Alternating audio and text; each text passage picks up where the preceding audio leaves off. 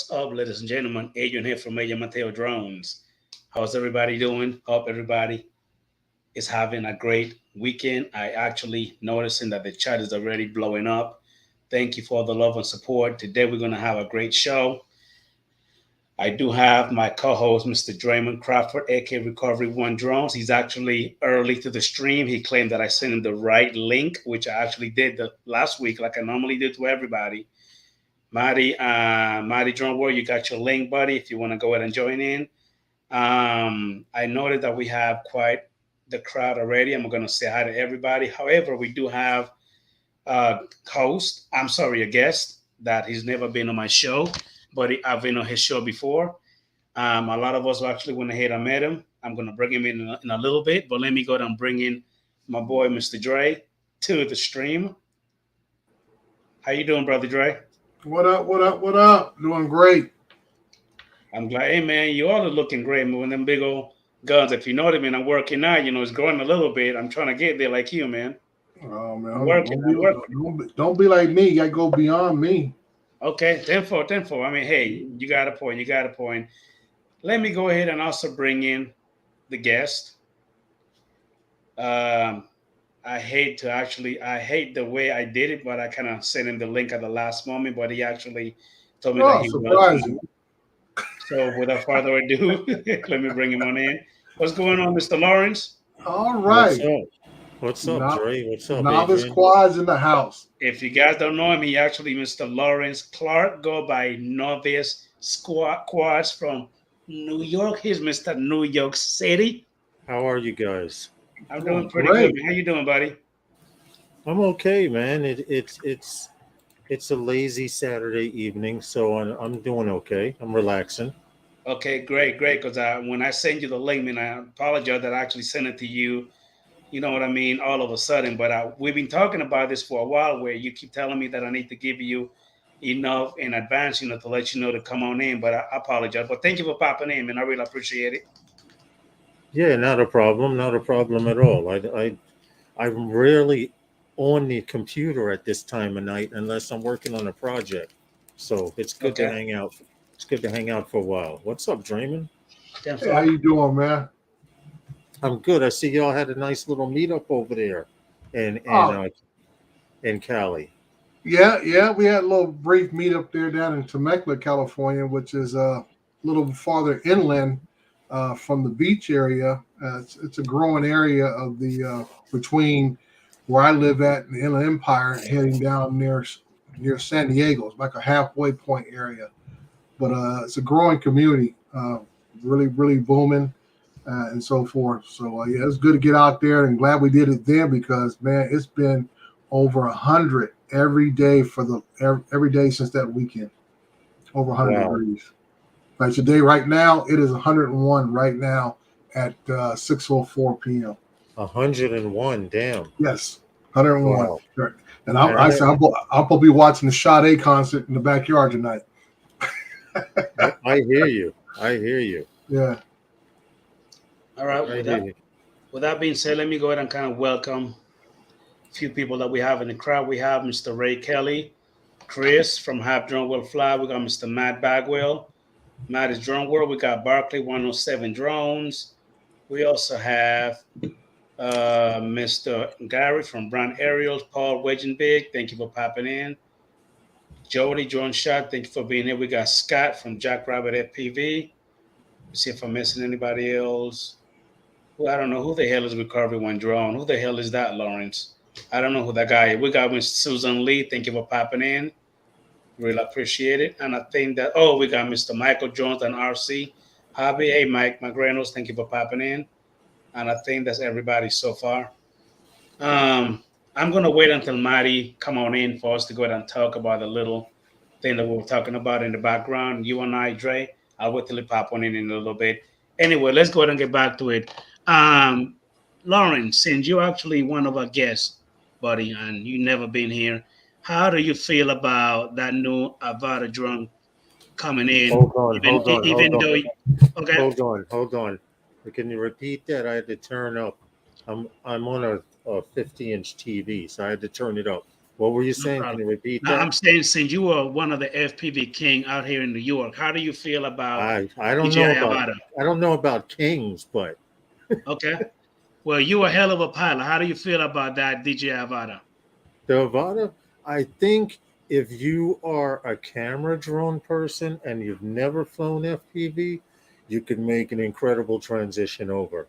If you are already an FPV pilot, will can you use it in your toolbox? Yes. Will you use it a lot in your toolbox? I don't know.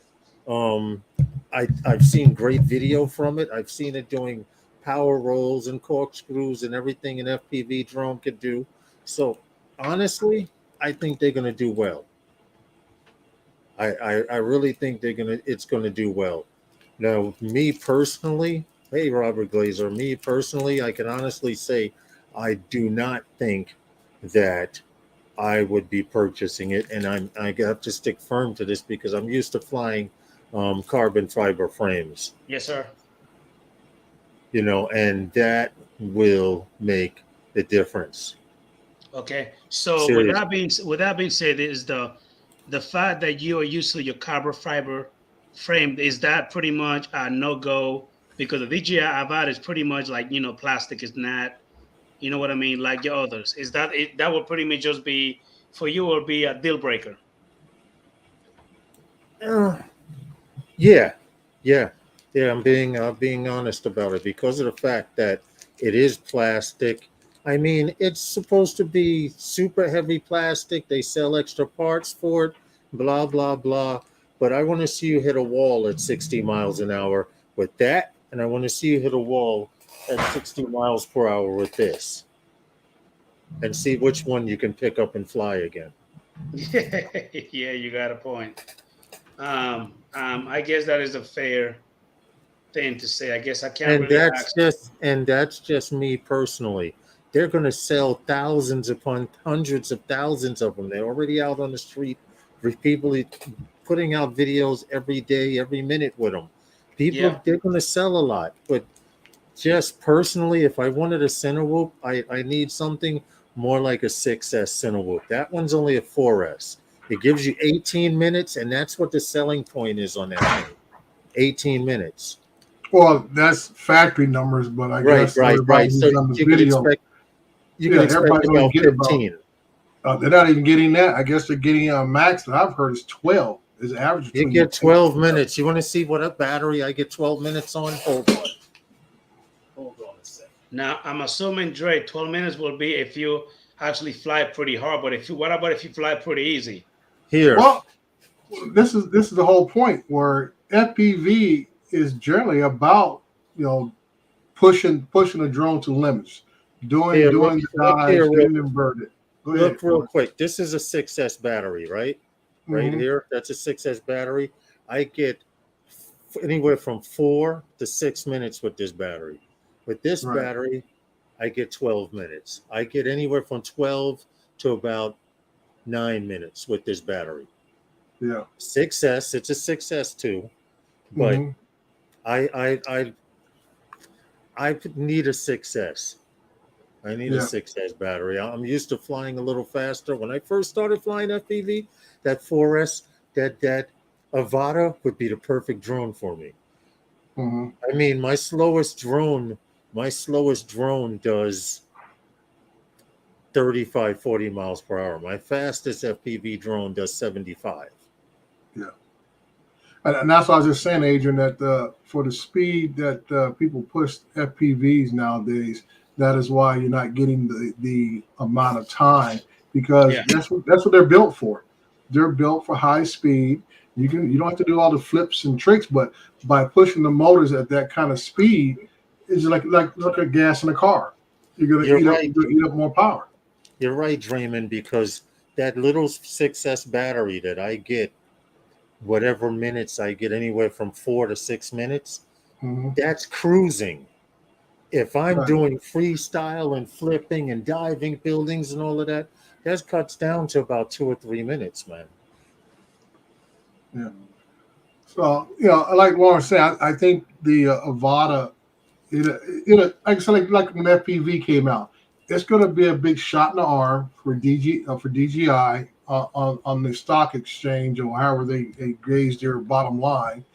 And then once people start getting a good handle on it, what it can and can't do, it'll slow down, just like the FPV slowed down to a crawl. Once people got it, started using it, saw some of the limitations of it. Remember, that one was supposed to be somewhere around a solid 18, 19, maybe 20 minutes. And when people were only getting about 10 or 12 with that thing. Right. You know? And something I want to point out also, everyone's going Avata. It's a good drone. It's a good drone out of the box. It's tuned well, everything. But you don't hear anyone talking about the goggles. There's a guy, not Dutch RC.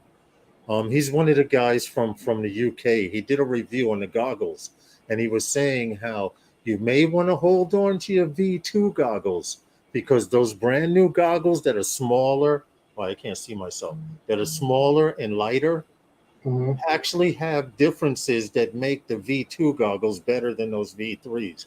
For one, I heard about that. It has to do with the internal screen inside, and the IPD or whatever that is, the eye adjustment, the spatial from distance of your eyes from each other, that is a little bit less than the V2 goggles also. There is a video out there about it. He's not saying that they're bad goggles, but he did say that the original foam you must rip off immediately from the goggles. And he also said, hey, Bob Casey, Melanie, he also said that it fits your face a little too snug. And which is a good thing in a way, because you don't have to worry about light leak. But that's after you take off that original foam. That foam out the box that you put over your eyes to your face does not fit or doesn't work. But you'll see people trying to pick it apart. Someone's already taken an Avata apart. Okay, piece by piece. You're going to start seeing videos like that too, of the Avata taken apart. And what are you really getting? A plastic frame, an ESC stack, and a flight controller stack, right? Okay. And motors. That's the same thing I have right here. Except for the price you're paying. For the price of that Avata, I could probably build a hell of a 5-inch. Not probably, I could. Seriously, but it's coming from DJI, and keep in mind, it also has the oh shit button. Yeah. That's a selling point, because if you're in trouble, guess what? You can press that button, and if you're upside down on wherever, it's going to stop. It's going to say, oh shit, and stop right there. Yeah. It's pretty much like my DJI FPV drone that I have, Lawrence. Same thing with that oh shit button, which is the air brake button. Yeah, you're right. iNav, Jody. A lot of FPV guys are getting into the operating system. You have Emu Flight, you have Beta Flight, and then there's iNav. A lot of people are getting into it because it has an oh shit function. What's up, brother Matty? Hey, Matty. What's up, boys? What's happening? Dre, Lawrence. Hey. Hanging in there, man. Well, like I said, Lawrence, this is going to appeal to those. I would use myself, for example. I'm not into the build type part of FPV. So Avata or even the original FPV was something I would probably like, so I can go get off the shelf, take my time and learn it, because it has like I say, a beginning mode before I go into manual and acro modes. And like exactly. I said, I would use it for just certain type of work or added work with my other drones. It's not something I would want to be flying day in and day out. Exactly, but So it's another tool in the tool belt. Yes, definitely. That's why I said, if you're looking to have a little bit of everything that you might want to use to be able to present to a client, you can say, yeah, I can do this, I can do that, because I have all the tools. And just one thing, I want to go make something to drink real quick if I'm going to hang out with you guys, but there's one more thing you have to take into account. I want you guys to think about this seriously. This is DJI's foot in the door of FPV. We have no idea how far they're going, what they got ready to build next, what's coming out next. But because they got their foot in the door, like any other businessman, that's all you need. And they got their foot in the door with that FPV bird, and they got their foot in the door in the world of Cinewool. Now they are in FPV. Let's wait and see where it goes, because I can guarantee you these first two birds here that everyone's going goo goo gaga over, when they come out with the real shit, it's gonna be hot. I'm pretty sure of it. Yeah, well, like I said, they've already got a substantial part of the market because of the goggles. Because with having the original V2 goggles are compatible with all the other systems out there, and everybody likes it. Because everybody who went from analog to digital says get the DJI goggles. That's the gold. That's the gold standard.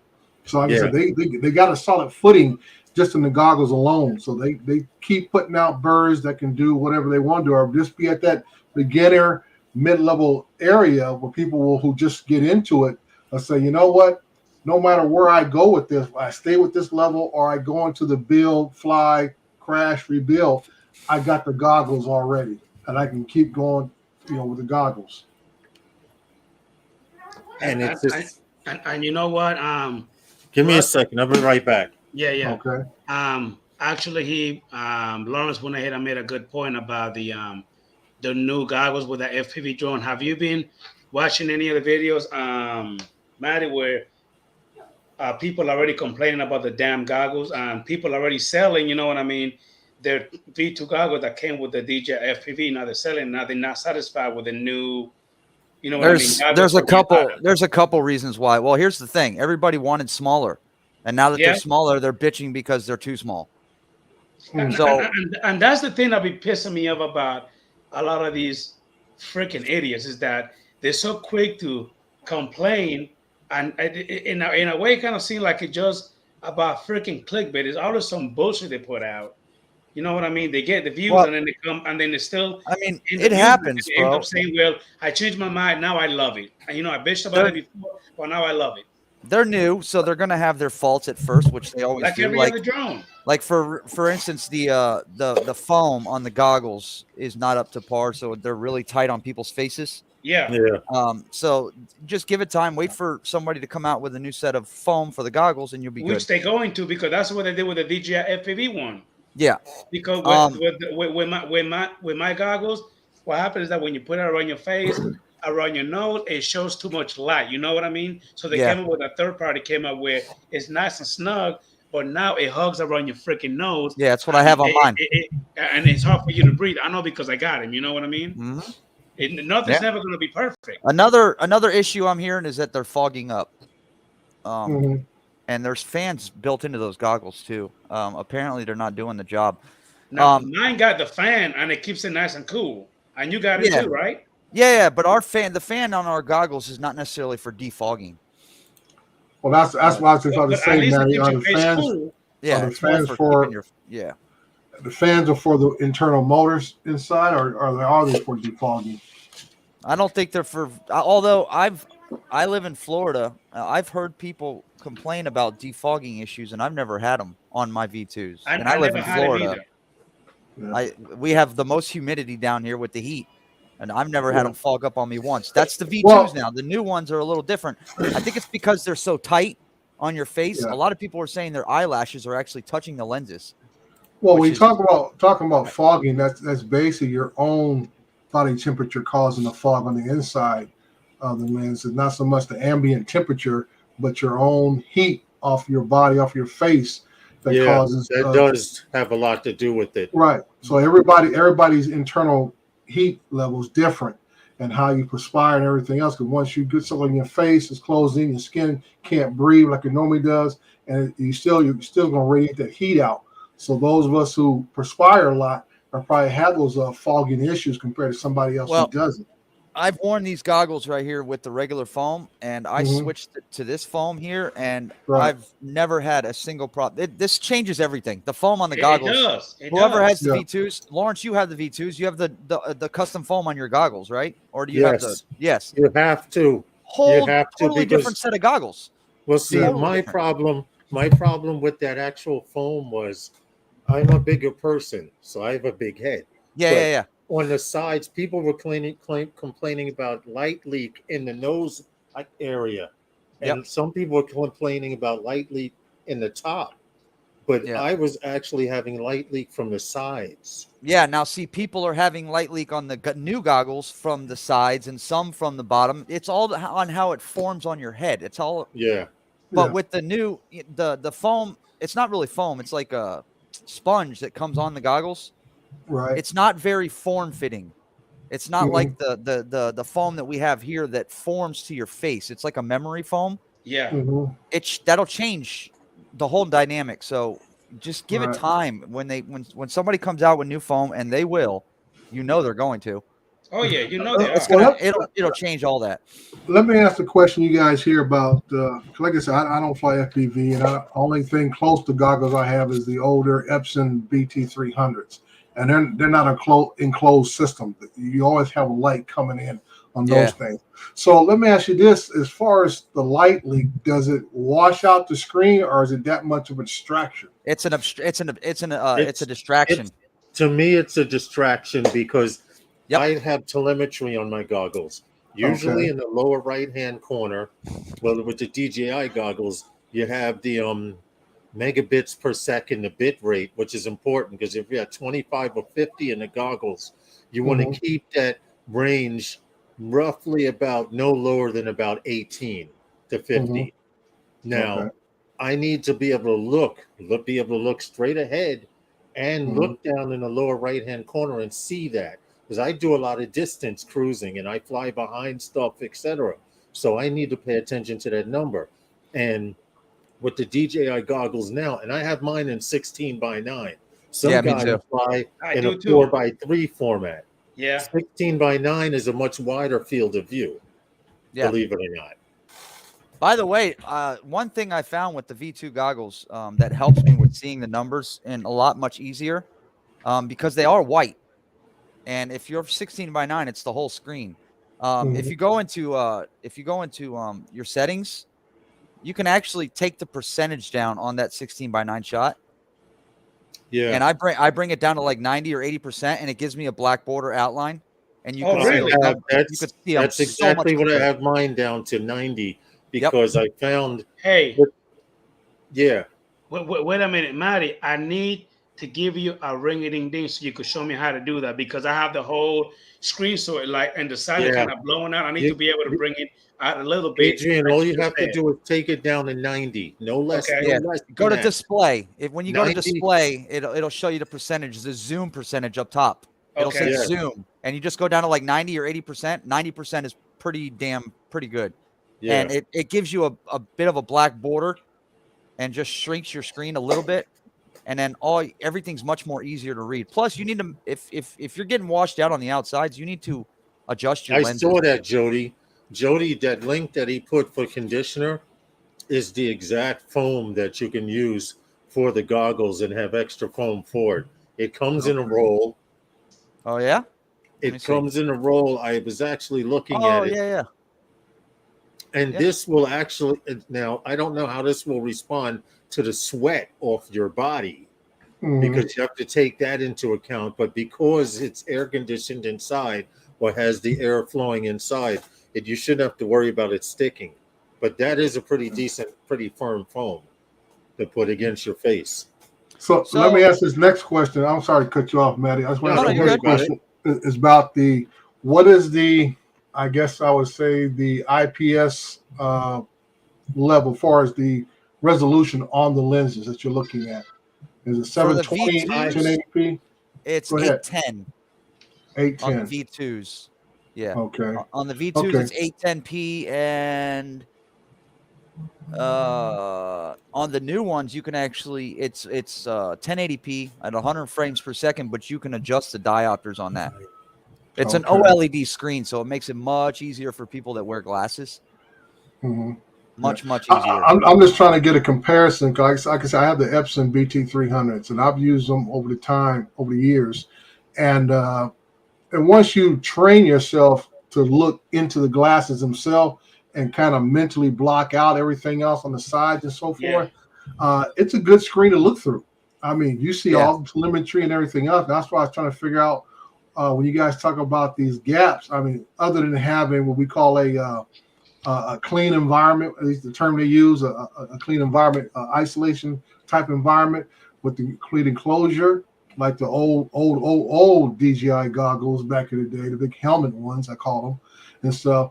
That's what I'm trying to figure out, what's all the hoopla about the light gaps and the side gaps and Yeah, those gaps and it's everything mainly else. Well, I distraction. can tell you honestly, I had a pair of Sharkbite HDO2s, and Mhm. those were the phenom back when they first came out, and Yeah. I got them late, but it was the difference in going from that to DJI was not only the quality, but it was almost as if you were looking at a 27-inch TV and you Mhm. got your first 50-inch. Yeah, it's pretty much exactly the way it is. Now, as far as quality, it's quality of going from a 1970s One Atom 12 movie to The Matrix, as far as quality, Right. But and I do know it's important for people that IBD, IDS, I don't know what it is, which adjusts the eye separation.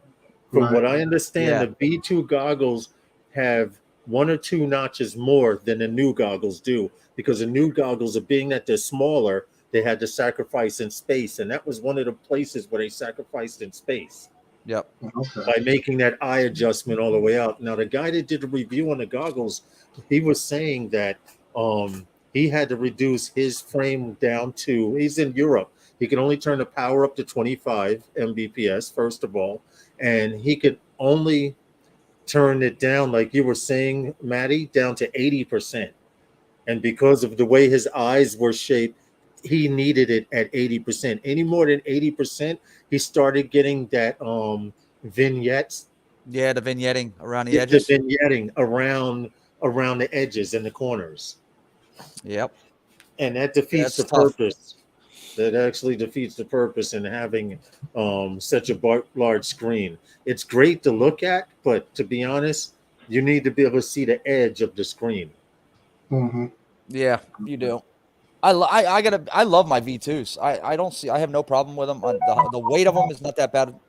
It's really not. By the way, Lawrence, you keep disappearing into your green screen. I Yeah. know, because I have the light behind me. Hold on, Oh, let me okay. put this light in front of me. Now, I'm just like you, Maddie. My V2 goggles, I think they work excellent. If I was to go ahead and cap that Avada, which I don't see myself getting it. First of all, I know somebody that have it. I actually helped them. You know what I mean? Set all that up, and man, that thing is loud as shit, man. It's way louder than my There damn we go. DJI. That's better. I'm It's talking a- about That's it better. screams Yeah, there you go. loud, dude. It's loud as hell. It's a Cinewhoop, bro. Cinewhoops are loud. It's what they do, especially pusher style Cinewhoops. It's what they do, man. They're all loud. How you It's doing, hard to brother get. Chris Hope? Mr. Hope. I'm good. Hey, Adrian. Hey, What's up, buddy. Hey, Chris? man. Great to see you, man. I'm glad that you're doing a lot better than before, buddy. Hey, You Chris. too. Thank you. Lawrence, how you doing, man? It's good to see you, Dre. How are Matt, I'm good. Hey, Hey, Oh, Adrian, shit. He's back to his old self. Oh, damn. just do like you always do with your other drones. Don't fly them. You don't have to worry about the noise. Can I? Hold on, real quick. Here's that answer to your IDR, Draymond. What's I'm that? looking at the goggles right now. That IDR range is Mhm. 58 to 70 millimeters. If that Okay. means anything Okay. to you, Yeah, I I need to break out my old Epsons. I've been using them by about a year and just see, get a feel for them again and see what the It difference says is. interpolary distance range. That's Yeah. the IDR. IDR. Right. Yeah. That eye separation thing that they have. It's 58. This is on the V2, 58 to 70. Mhm. Now, what I know about the new goggles that just came out is that it's 2 notches less. I don't Yeah. know if it's on the 70 side or the 58, but it's definitely 2 notches, 2 millimeters less. Yeah. Hey, you just reminded me, Chris, popping in here. You guys, Adrian, did you hear about Lee's wife? No. Lee Yeah, Bessing, Yellow Rose Drones. No. His wife died yesterday. Oh, shit. Yeah. I'm sorry to hear that, man. No, I did not know that, man. Yes, Yeah, I the At 5 o'clock, it sounded like, or 6 Wow. o'clock. Yeah. Hey, Scott. Sucks. Did anybody know she was having any issues, or this all of a sudden? Nah, she's been having some I issues. didn't. Yeah, he Oh, he okay. told he kept it quiet to some people. Some others he Mhm. told, but I didn't know anything about it. Yeah. Yeah, because I read some of his posts, and I that's why I was asked that, because it just seemed like he kind of anticipated something happening just by the other posts he was making about some other things going on with him. So that's why I asked that question. My Hero 7 recording keeps turning on by itself. You got it on voice activation. You think so? Yeah, because No. I have mine on voice activation, just like GoPro, turn on. just like your I know. Amazon. Yeah, stuff. it's on, but I don't have. It doesn't have voice activation for Yes, for no, they recording. do. Right. For recording. Mine. Oh, for recording, no. GoPro record. No. Oh, okay. Wait a minute. Yeah. Wait. It just- Your GoPro doesn't record? I can say does. GoPro record. Yeah, but with it on, it won't do it with it off. Yeah. GoPro record.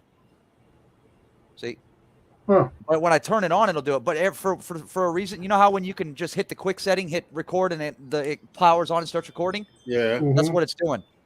Like, it's done it twice now. It's just sitting on my table, and then all of a sudden I hear the beeps. It starts recording for no reason. Let me go ahead and welcome Jim's Drone in, Mr. V-Dub, Dominic from Northside Hawk. Thank you for popping in. Hey, guys, do You me a guys favor. click that like Smash button. thumbs up on the stream, please. Now, you Click know what that I wish like the new button, goggles too. had? A What's camera. that? You guys remember the old Sky Zone goggles? Yeah. Anybody remember the Sky The Zones? camera in the center. The camera in the front The and center? camera in the center, the Cyclops eye. I had a push the pair of button Sky on. Zone 2s, He said and I return. loved it for that reason, because it had the camera, and you know how people make faces in front of you? You just Yep. tap the button, and Tap you the could button see. and you got a camera. It was a very shitty camera, but you could But see. it worked. You could see, yeah. It worked. All you did Okay. was turn your face around and you could see who's standing around you. Mhm. And it was just, it was, I can't believe they have not put that in the newer technology. I You know. It would show up like an on-screen It would recording show up on your inside. screen, Exactly, on it your would show up screen. You inside the tap a goggles. button. You had one button to tap, or you held the button, and the camera. Right. No, it was a menu. You would tap it, and the camera would come on. This was supposed to be designed so that when you put on your goggles, after you see you've gotten video, you can bend down and pick up your radio, Yeah. and Pick up or your sit radio, down. Or right. pick up your And then quad, click or back you to your can, video feed. yeah, you could stop and then look around you to see if anybody's around you. It was a great feature. And they were Yeah. the only ones in the FPV history that did it. Yeah, Sky Zone 02. And then they stopped doing it.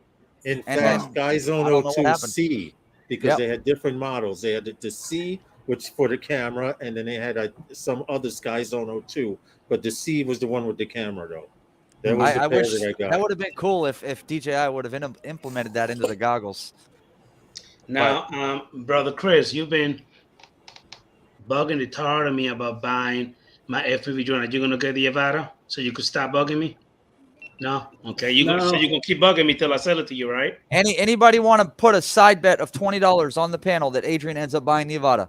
Oh, I got Takers? Do I have any takers? I won't take that. I know he's going to get it. He's going to get it. Of course. That's a given. Look at the smile. Look, no, not I'm me, gonna man. I'm say surprised my he doesn't have it already.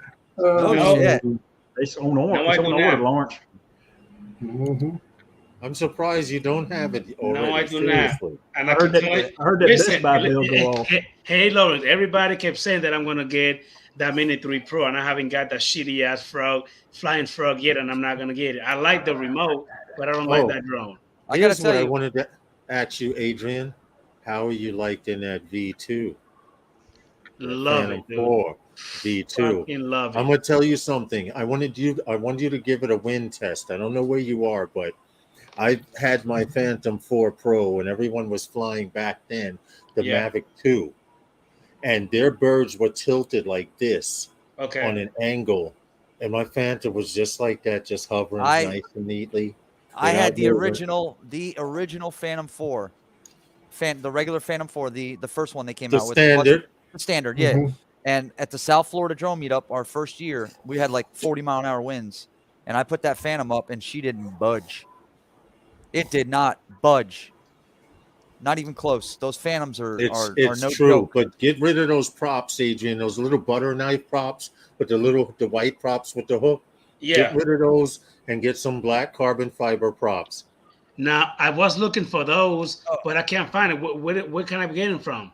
I'll try and send you some links because you need the Okay. quick fasten. You need the press and turn ones. Okay. Like that fit on. Yeah, I'll try and get you a link. Yes, right there. There you go.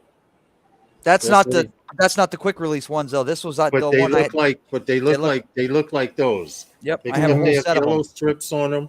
In fact, during the live stream, I'm going to try and find it and try and get a link for you. Okay, tenfold. Before, okay. That set came off my Autel X-Star Premium. Okay. Yeah, they're pretty cool. They're solid, bro, for sure. Ow. Oh yeah. Damn, this is tough. Now, to kind of change the subject a little bit, hey, Dre, how is that M30 coming along? Were you able to do that mapping job with it, like you say you were going? You're going to try it out? I didn't take it to that one. I've been trying to get this demo done all week for the city, and I probably gotta get up early tomorrow morning. It's lucky that it's close by my house. I can actually fly it from my house and get some more shots, so I can put this video together for the city manager, and go from there and everything. Adrian. The funny thing was that one of the captains from the PD is the ones who called me and asked me, "Hey, can you do this for us?" And I'm like, "What?" I'm like, "This is a shame." I'm like, Adrian, all right, send a nasty gram to the city manager. I put in the private chat. I put in the I see it, private Lawrence. chat. I see it. You know, these are pure carbon fiber. The ones that I were talking about were plastic and carbon fiber. Go with the carbon fiber. All I can say is I had a pair of carbon fiber props on my 3DR Solo, right? Mm-hmm. And I was attacked by these two birds. They kept dive bombing me. And when I say dive bombing me, they were coming so close. They were coming head on. And one bird came from behind, and I felt the drone shake like this. Snap. And the bird just went into the ground. And I straightened out. I don't know what happened to him, but he got cut up. Head got cut up. He got cut because the other one did not attack. Right. I immediately landed afterwards because when he hit me, I said, "Oh shit, he probably broke a prop." And when I came back down to land, the prop had blood all over it. Right. Nice. So definitely go with the carbon fiber joints. Hey, by the way, I would definitely look at it. They have plastic and carbon fiber, but I think they're slowly switching to strictly carbon fiber. Lawrence, you got any flight controllers laying around? iFlight? iFlight? 20 I by have 20s? an old iFlight stack in a bag. Is it 20 by 20? No, I only have a 30 by 30. I know it's a stack, and I know it's the ESC in a stack though. It's a 30 by 30 iFlight. I think it's an F7. I would have to check the bag. See, I could put a 30 by 30 on my Nazgul Evoque, but then I wouldn't be able to put the side plates on. Oh, okay. I burned this one up. Two of the pins were touching when I plugged the ESC in, and it smoked it. Let me go ahead and say hi to Mr. Johnny Drone Flyer. We also got Mr. Maximo from Max 420. Thank you for popping in, buddy. Really appreciate it, man.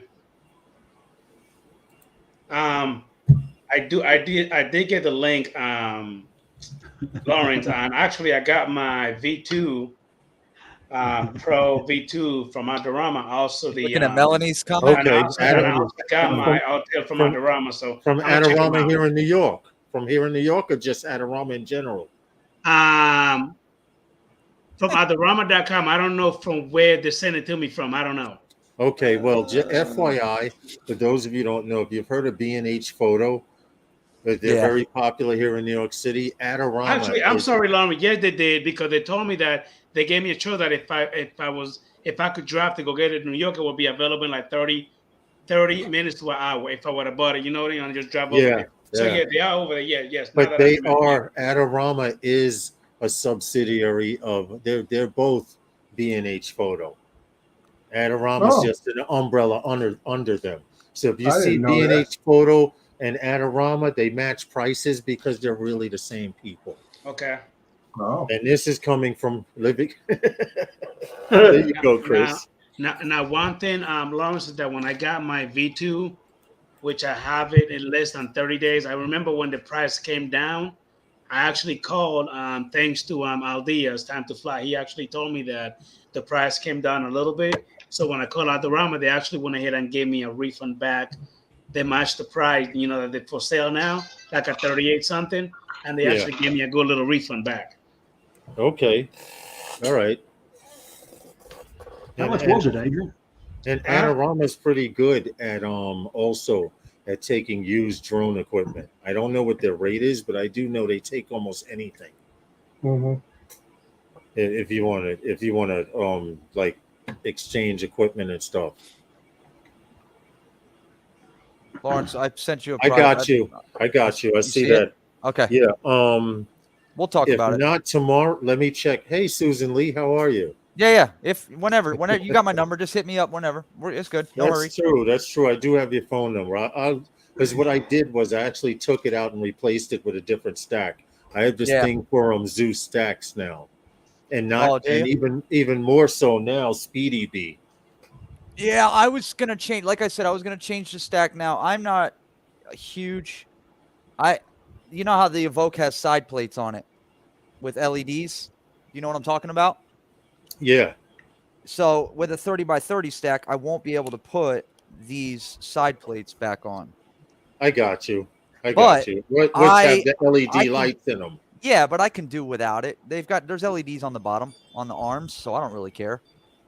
I can do without it. This is my only 5-inch that I had running, and it is down. All right, I'll take a look. I'll definitely well, check this out. If I don't still have the iFlight, if I have another stack with flight controller, you'll take that? Yeah, we'll talk about it. Yeah. Sure. I have a bag of converted stuff. Yeah, I'm trying to stick with tomorrow. What works? Like iFlight works with iFlight, and like that's true. That's true. Because if I give you a different stack, you're gonna have to rewire the motors and everything. You're right. Well, that's okay as long as the flight controller and the ESC are the same. Yeah. That's I leave them connected. That's what matters most. I put them in a bag. Cool. All right, we'll talk about it. We'll get hooked up and see what you can come up with. Great. Jake Stormlife said he went ahead and got the Avata as well. Okay. Yeah, he got it today. That thing screams like a son of a bitch, man. Holy cow. So here's the weird thing. A lot of people are complaining about the fogging, right?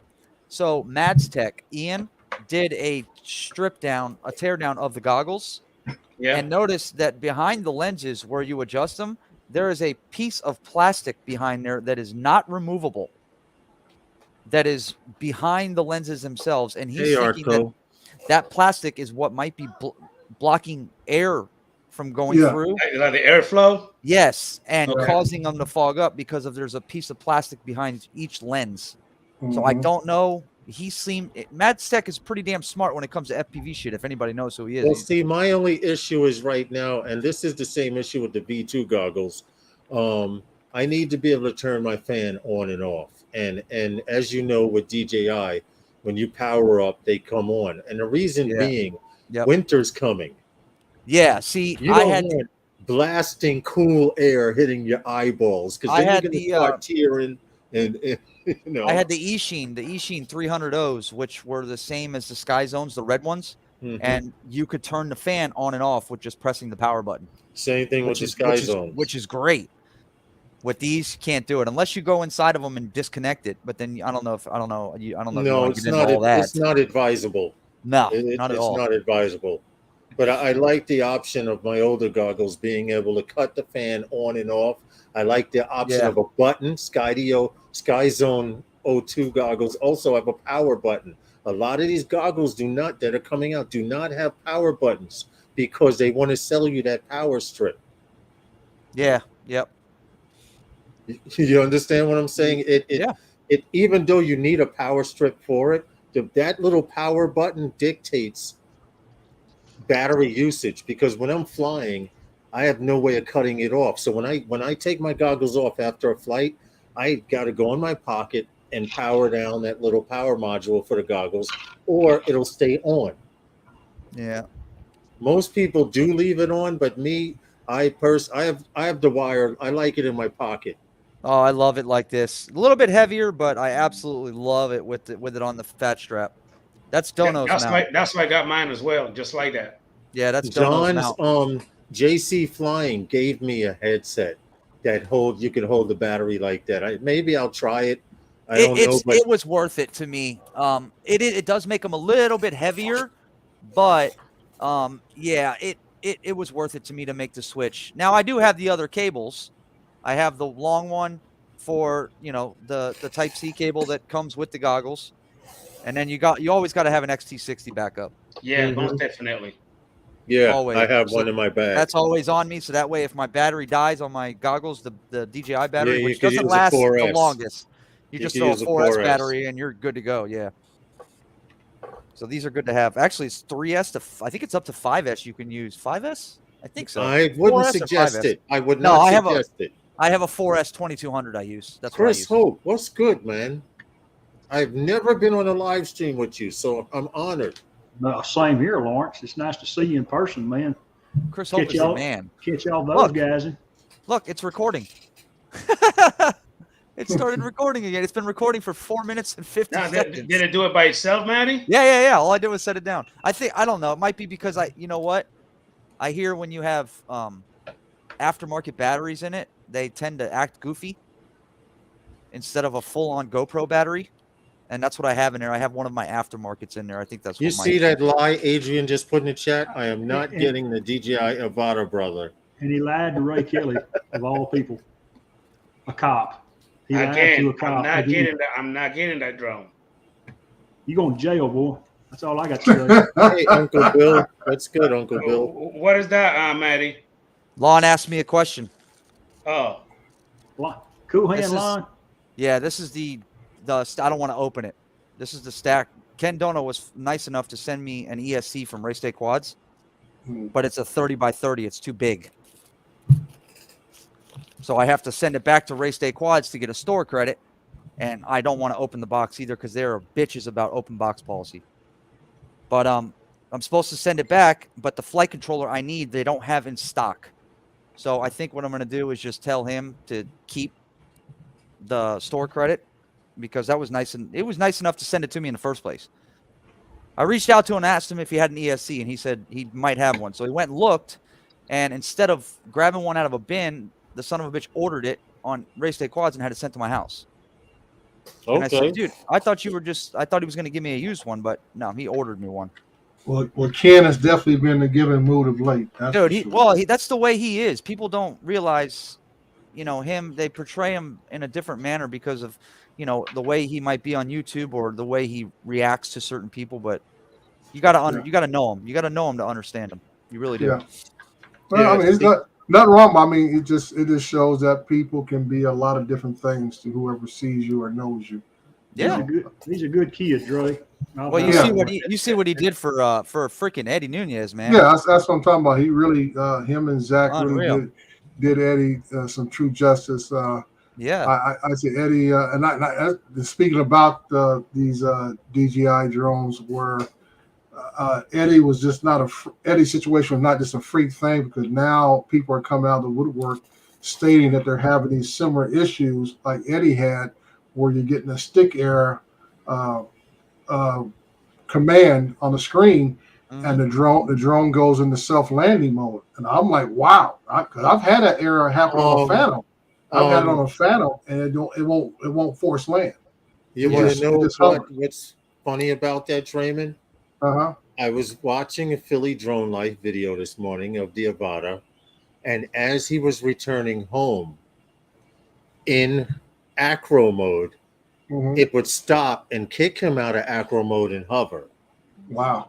And I came to the conclusion that it was doing it because if you watch the video, he was flying into the sun. And if you may have experienced this, Draymond and anyone else who's had a Phantom 4 or type of drone, even Mavic series, flying into the sun sometimes, depending on the angle and the sensors, it will act like a shadow. Yeah. Which will cause your drone to stop short and like and put on the brakes. And Right. in this video, it happened to him 4 or 5 times, and he couldn't understand why. But when he turned away from the sun, he got full control back. When he turned back in, but it does happen with drones with sensors. Well, that's what I said. That I've had it happen when I'm flying my Phantoms, and like when you brought the sun up, yes, when I'm turning towards the sun, a banking turn, that's when it'll happen. I'll get this stick calibration error message, and then the drone will just kind of hover, and they'll tell you to do this, and basically, like you said, just turn the drone away a little bit, let it kind of adjust itself, or you'll get again. the warning beep beep beep beep beep like a bird. Like a sensor kicking in. But it's not. It's actually one of the sensors catching a shadow from the drone or the angle of the sun hitting that sensor.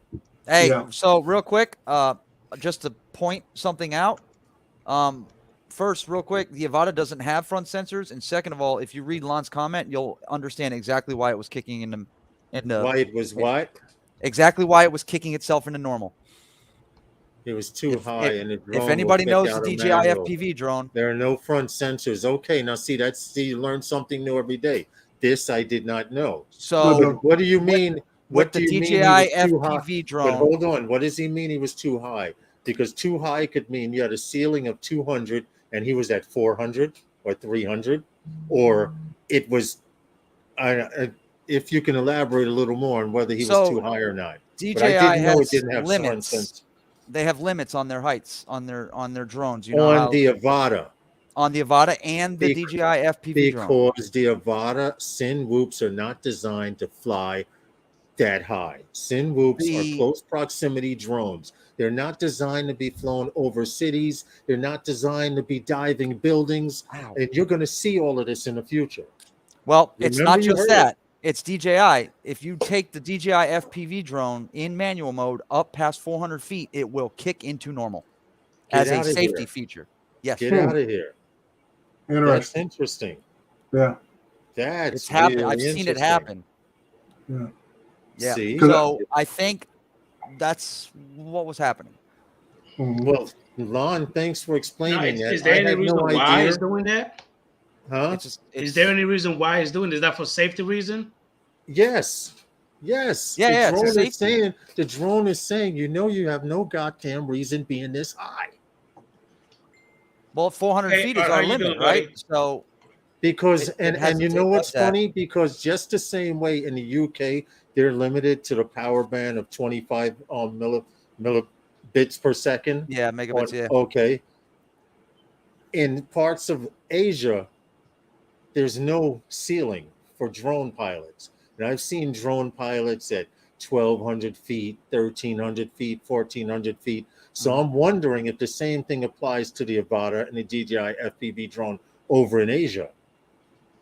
Because here in the States, because we have a national ceiling of 400 feet, it's limited to that ceiling of 400 feet, which would explain why it actually goes into normal mode. It kicks you out of manual and says, hey, you're not supposed to be doing this shit. That does make a lot of sense. That's exactly I'd like to know. So we got to contact somebody over in Asia. Yeah, no shit, right? It kicks in over. I have to look into that. I definitely have to look into that. Now, that will be some shit that is only kicking in here in the States. The ceiling will vary based on location. He was in Philadelphia with tons of zones. Yeah, Lon, you know how you get a ceiling height. Sometimes if you're in a zone, it'll say max altitude 150 meters, max altitude 100 meters. That's why I was asking him to explain what he meant by a certain height. Yeah. Yeah. Well, see, fortunately, I know not of these things. Plus, a Cinewhoop, no matter what Cinewhoop, it doesn't matter if it's a home-built Cinewhoop or a DJI I'm going to tell you right now. Shouldn't be that high anyways. I'm going to tell you right now. I know guys who have $5,000 Cinewhoops, okay, 8-motor Cinewhoops, and they're not diving buildings. They're not going past 400 feet. They're usually going 100 feet, 150. They're shooting scenes down chasing low. Shit. Right, they're chasing what they're meant to do. They're right. Yep. That Avata is not designed to be up in high altitudes. I'm sorry. Nope. If you got money to throw away, take it up 400 feet and see if that bitch comes back. Because Lawrence said so. I don't, you know what I want to see? I like, there's a lot of people that put range tests out there, like a range test of the Avata, right? I don't want to see how far it can go. I want to see how much shit it can fly behind before you lose signal. That's a range test. Send me one and I'll do your range test. I'm out here in God's country. I can let you know. Well, that's the thing. Like, people always worry about a range test straight out. How far can it go? But nobody cares how far out it can go. I want to see the Avata fly behind buildings and see how much penetration you get before you lose signal. That's a legit range test on a Cinewhoop. That's why DJI originally, and they've recanted their words, originally had said that the Avata was designed for indoor flying. But yet, when you saw them testing it and advertising it, they were always outside. Yeah. Oh, it's a chaser. I mean, I want to see, yeah. I want to see these guys that do these one shots like they did for the Dallas Cowboys, like they did. That's exactly what this is for. Stuff like that, man. Hold on, you see what Lon put? He put also when the drone kicks you out of acro, you have to center the sticks to continue flying in normal or sport mode. Yeah, so if your throttle is up or you're playing on the sticks or something and it kicks into normal, it won't move until you let go and center the sticks and then you fly. Yeah. Right. Okay. That's kind of messed up if you're being chased by birds or a hawk or something. Think about it. You're in acro mode. The bird you see a hawk, or someone says there's a hawk following you, your spotter, and all of a sudden your shit just goes into hover mode in the middle of the chase. True. Depends on where you're flying now. If you're flying higher, but had them carbon fiber blades on. Yeah, right. Chop, chop, chop. Instant fillets. Yeah, you're seeing it all over the place. 107. I might tend to believe that, but I'm more. He says if you dive a tall building with the Avata, say goodbye to your Avata, as it can't pull out of the dive. I'm not worried about it. Not so much pulling out of the dive. Pull out early. That's what she said. But no, you can pull out of the dive early. What I'm worried about is because it's so light, the wind can still push it into the building.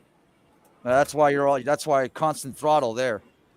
Your constant throttle, that's for damn sure. But I don't know. I got to be honest. If I owned it right now, I would not be diving buildings with it.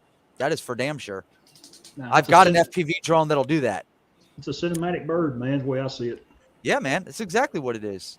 This is going to be great. Look at the stuff Dono's doing with it, flying through the houses and stuff. That's what it's meant for. That's what it's designed for. That's what it's designed for.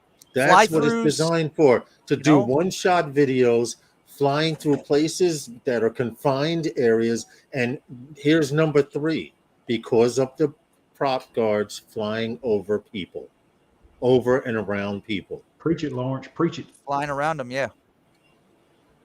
That's basically what it's designed for. You're not supposed to be diving buildings with it, in the subway, dodging trains and shit with it. You're supposed to be doing creative stuff that is less harmful to people and cinematic.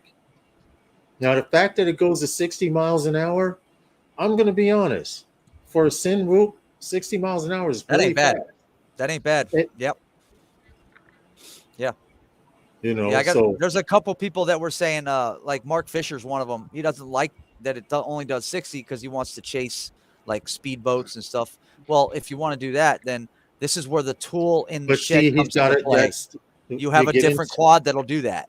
But see, right. That's where you pull out the quad that, like I have, that does 75 miles an hour. Does 99.9999. I plead 75 miles per hour. There you go. That'll work for me. That works for me. Anything over that, I don't know what you're talking about, but my meter stops at 75. Yep. Speaking of 90 something, we were in the Chicago meetup in for Mikey Fly Zone drones and half chrome, and Jake Sloan was there, and he had his 7-inch freestyle quad, his chaser, and I was riding along with him, and this dude was whipping around this field at like 90. Just hauling ass. Bi blades. He's got the bi blades on it, so it sounds like a freight train coming down the road. Go ahead. Unreal. Now, if anybody actually follows Aldea's Time to Fly, he actually got the Avata. He'd been doing some inside shoots that pretty great with the Avata. What is that Okay, you got there, Maddie. Lawrence? Maddie, right here, There you go. 7-inch bi-blade. Yep. If you notice, the camera's on the bottom here, the GoPro's on the bottom, the camera's on the top. Now, this is the angle when you're on the ground. You see how the camera's pitched? Yep. So when you take off, it automatically goes to this angle. Oh, Yeah, Like that. By the time you hit this angle here, you're already over 50 miles an hour. it goes to the Take fast off. angle. Huh? It goes to the fast angle. Now, Well, it's designed specifically for that because by the time you hit, let me lower it. By the time you hit this angle of the camera being straight, I'm trying to turn it straight so you guys can see, which is right here like this. You've already broke 60 miles an hour. And landing, you have to learn how to land looking up into the air because there's the FPV camera. I just made this digital. I just have the air unit in the back here and everything. And I'm going to tell you something. Since I put these bi-blades on, that's why I was able to hit 75 miles an hour. I couldn't break 72. they're for speed, not agility. Yep. For speed I had the and bi-blades. cruising at high speeds. I had the Cruising at bi-blades high speeds. on this one, but the blades seem to be not balanced correctly because I'm getting a lot of vibrations. So I need to figure out That something. could be Until then- also, and you switch camera, Adrian? Yes. That could also be, and think about this, that could be the prop. Those blades are too flexible. I already know what kind of blade. That's where the vibration's coming from. No, these ones are fine. It's the bi-blades that are vibrating on me. They're out of balance.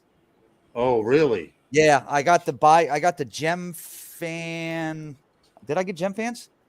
Shit. Now I gotta look. Now I don't remember. I put them on and they, don't get me wrong, they sound cool and they haul ass, but they are out of balance. For some reason, I'm getting a nasty vibration. Yeah, they're Gem fans, 7042s. And Gem fans, I like Gem fan props too. They're pretty. For some reason, props. I'm getting a And I was weird thinking vibration. that the props were bending. That was my problem. You see the tri-blades that you just showed? Yeah. Dow prop has a set of 7-inch props like that actually when you hit the throttle, I didn't know this, but someone showed it in a wind test.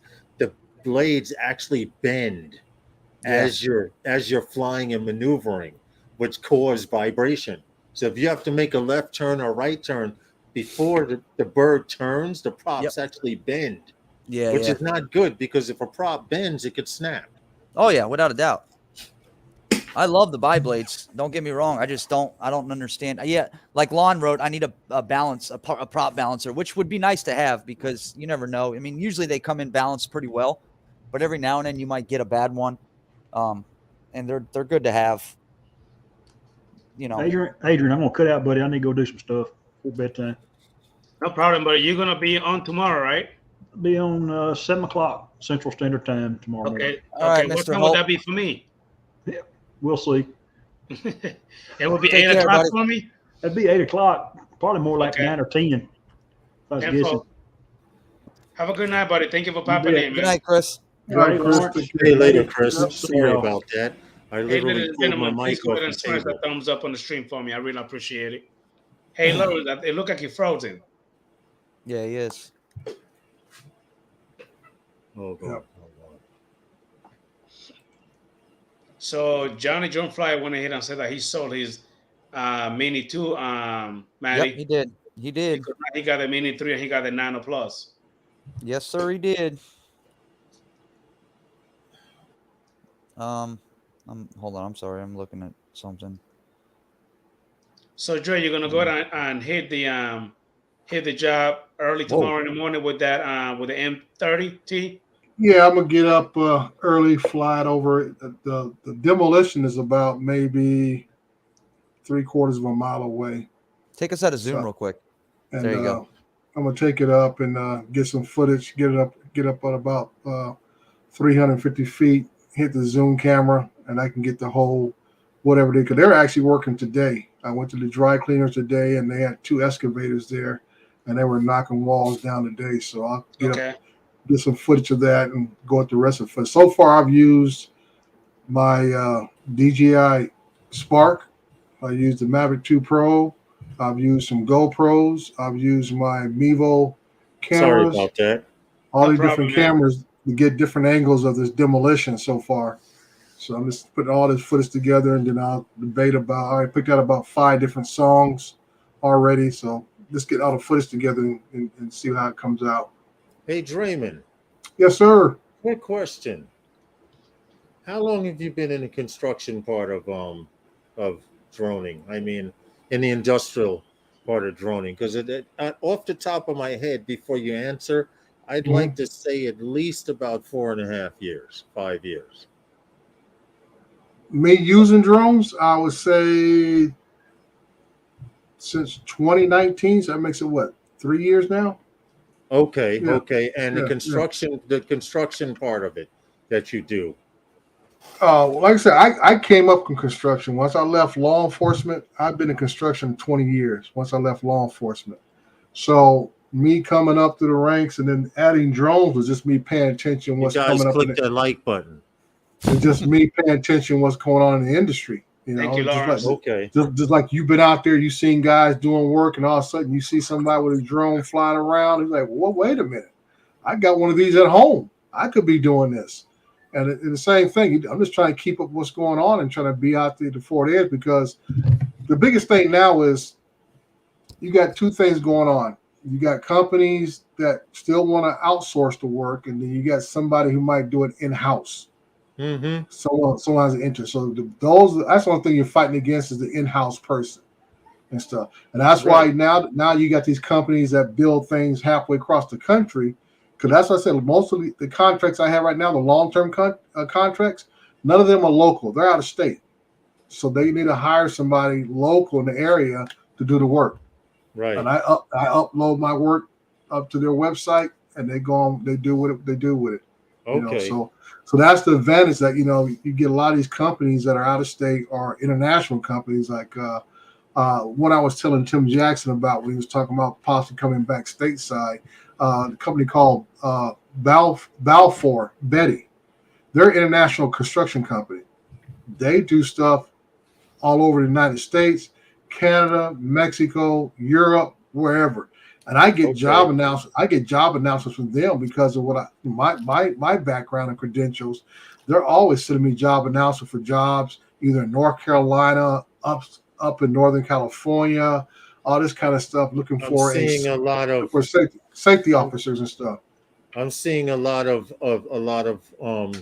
drone advertisements for jobs now, also in emails through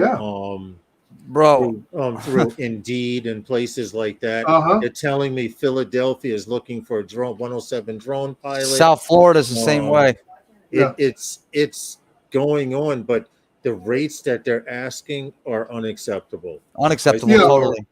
And usually those are coming from the drone brokers. I said, if you're dealing with a real company, they're going to pay you a decent wage. Cut out the middleman.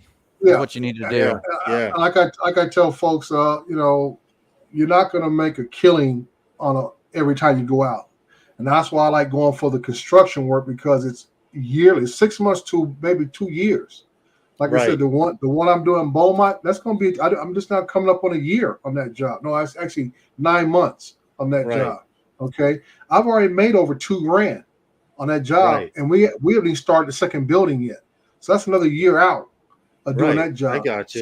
So it's all said and done, I'm gonna make about close to $5,000 on that job.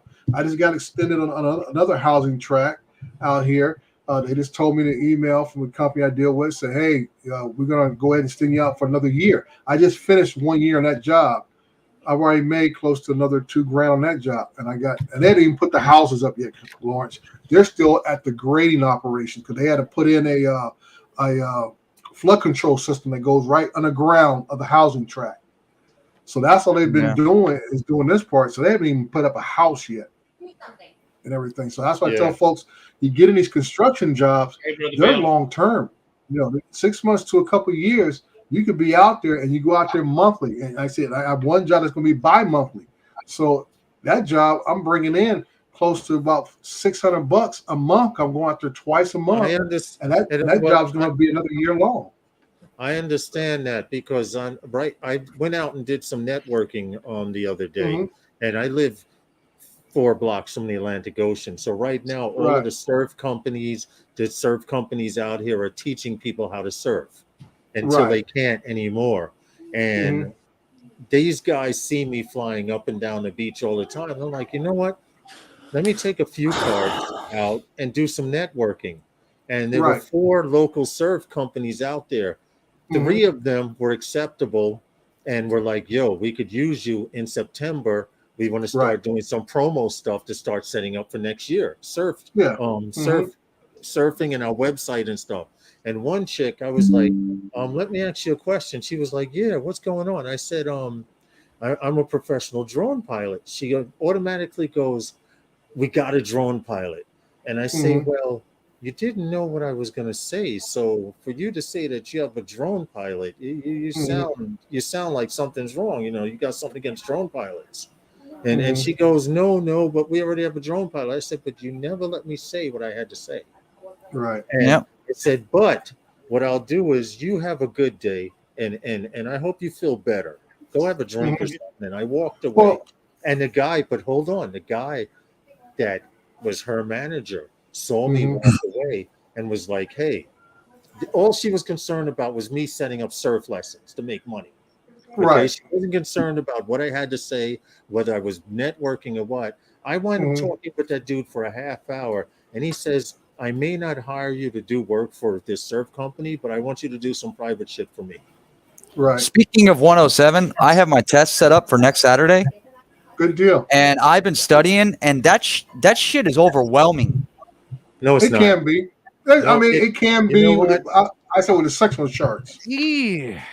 So You I know, have you know The my what, rest of Maddie? the rest You of don't it's know pretty what, good. Maddie? When I first looked at a sectional chart, I said, holy shit. But halfway through the course, I was like, you know what? I'm reading this stuff. Yeah. I know what this it just it's if you can pass a test when you were in school, it's the same thing. Don't overthink it. I suck Read at it. Right. retaining information. That's If you don't Well. listen, they give you the answers there. They say control tower at JFK Airport. What's the control tower's common channel frequency? Right. Mm-hmm. And you have a common channel, you have an off-hour channel if that applies to the airport. Yeah, The but answers Lawrence, are you're there. assuming Manny passed any tests when he was in school. The answers are there, bro. Don't even baseball sweat got me through everything. it. Don't Don't even sweat it, assume. bro. I'll put it like this to you, Maddie. You'll I be know you're a fine, baseball Manny. player, right? One question And at a as, time. You'll be fine. but I tell you, as baseball players, you guys all had. You were a pitcher, right? Yeah. I mean, you and the catcher had signals, right? And Mhm. you and the catcher had to learn those signals between one another. And even that, when you had your favorite catcher back there were additional signals that you and him knew about. As Yep. far as for the look in your eye, the tilt of your head, he knew exactly where you were trying to place that ball. Yep. Simple as that. And that's all it is with this test. It's basically once you learn the code, the signal chart is just a code of information. The METARs are just a code of information. Once you get comfortable with that, like Lauren said, it becomes second nature to you. And once you see it, you know how to decipher it. It ain't rocket science, dude. It ain't that It at is, all. you know, Maddie, It ain't that at all. I did the first thing. I'm going to tell you all, I failed my first time taking it. You know why? Because I overthought it. I drove to the place. I had my answer, my study book. I studied a half hour and I got in and I overthought. I read Yeah. questions 2 and 3 times and I overthought and I second guessed myself when I knew the answers. The Yeah. second time I went in and I blew it out. Yeah. Now getting back to what you were talking about, Lawrence, like I say, surfing out there, whatever the case may be, you'd be like our guy out there in Hawaii.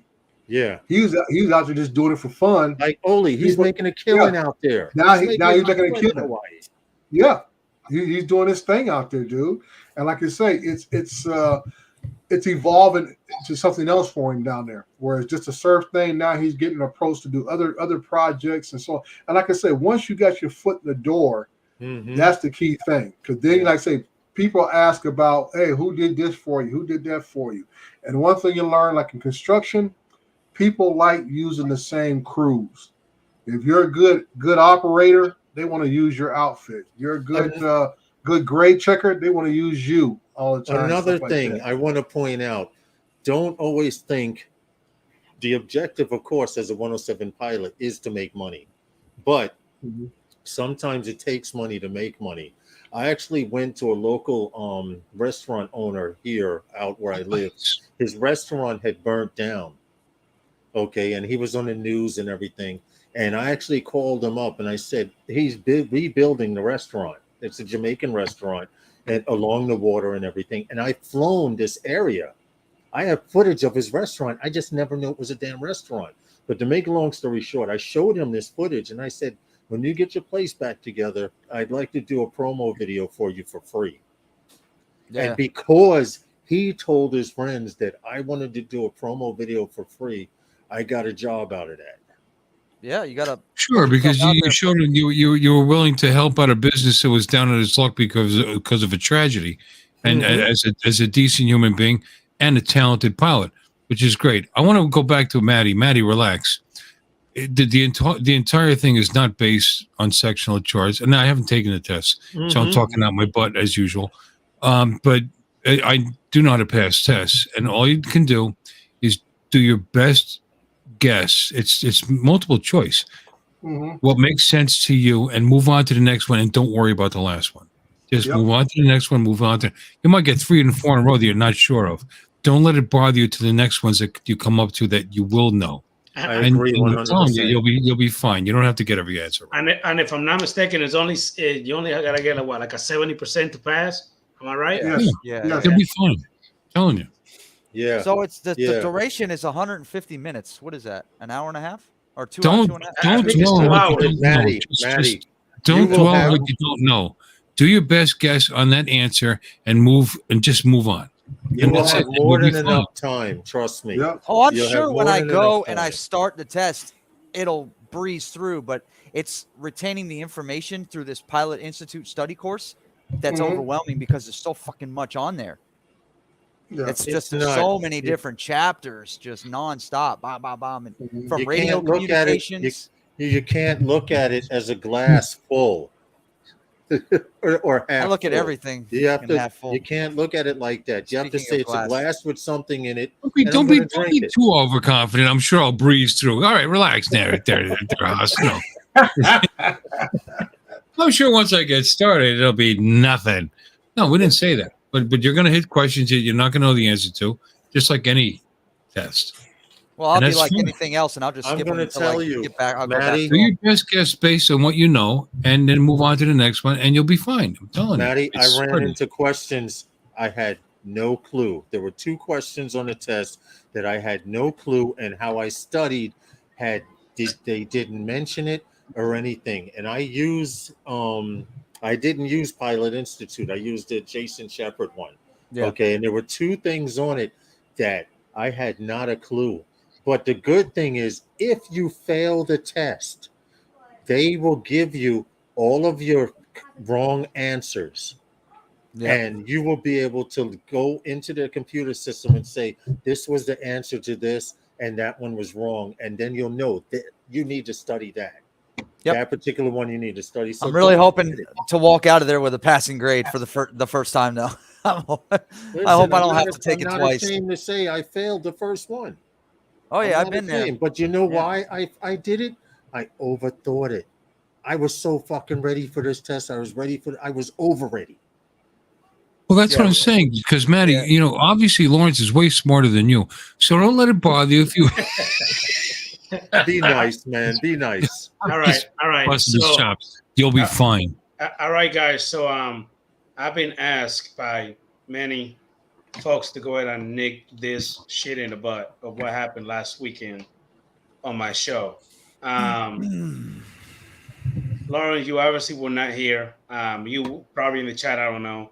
But before I begin, I want to go ahead and say that, first of all, someone actually sent me a messenger through Facebook and asked me, can you go ahead and bring me into my show, because I want to go ahead and talk and brag that I got a DJI Avata. So I brought him in.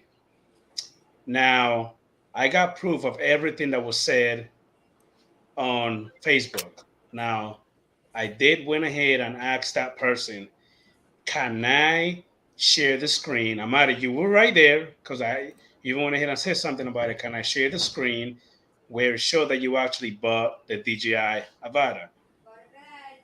Me, being a dumbass, I guess, instead of just sharing the Facebook part, I share the entire screen. Well, you shared Facebook, and when you share Correct. Facebook, Exactly. Facebook Facebook. There messengers you come go. up. I'm sorry, Facebook. I'm sorry, Facebook. Yeah, you're right. So obviously, apparently, I'm sorry. As I'm watching the video, I'm noticing that with the place that person went to, the damn box said not for sale. So we were all waiting to see where, you know what I mean? That person, they went ahead and said, I bought the drone, blase, blase, blase, blase. Long story short, Maddie and I were actually going back and forth talking, which again, nobody said nothing bad about the damn guy, but apparently when he left, he was actually butthurt because he actually went ahead and sent me a whole bunch of messages through Facebook all the way to 3, almost 4 o'clock in the fucking morning, just bothering the fuck out of me, talking shit.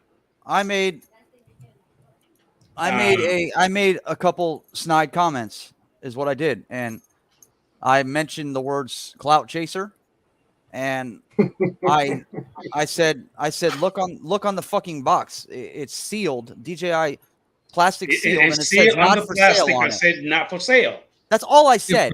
was the display model that he was looking at in the Correct. store. It was the display model. So again, and before I even shared the screen, he went ahead and said, and I quote, I bought the drone. I actually went ahead and put it there. And you could see it on Facebook. And on Monday, I will go ahead and I will do a stream showing that I got it. And that's pretty much it. Now, again, that person went ahead and said, well, you have lost a subscriber. And I got a whole bunch of calls from many people, and you're going to lose a whole bunch of people thanks to Maddie, because Maddie is nothing but a dumbass. And I've already helped Maddie in so many ways. Shit Matter for me. He's just a dumbass. He's a liar. He's this and he's that, and he's a backstabber. All that bullshit. And I keep telling the guy, you keep putting me into the whole thing, saying that I'm a bad guy, and I'm still trying to prove to you that I said nothing wrong, and that's all I said. So with that being said, that's pretty much it. Now we could go ahead and just pass on behind that same bullshit, and that's it. What is that you showing, Maddie? My links on my keychain got And disabled. by the way, that person went ahead and saying, Maddie, that little bullshit keychain that looked like a fucking flying frog, he actually went ahead and deactivated it because he's fucking butthurt. You know what I'm saying? Which I believe is childish, because you a grown ass man. You could be my fucking granddaddy. Like, Listen, bro. There's one fuck? thing. This is super simple. Just fucking be honest with people. Just be honest with people. Be honest with yourself. You know, you don't have to bullshit your way through a community or a hobby or something to make yourself seem better than you actually are. I don't see the sense in it, nor do I see the point. And in all honesty, sooner or later, you're going to get caught. You're going to get thrown out. People are going to see right through you. And that's exactly what's fucking happening. Don't blame me. I was just the one that started the situation. I'm not going to be the one that finishes it, because somebody else is going to finish it for me. I've got nothing to do with it anymore. The shit's that's it. It's like what 808 State went ahead and said. I don't understand. And again, nobody was being rude. Nobody was being nasty. Nobody said nothing derogatory. You was literally just called out on your bullshit.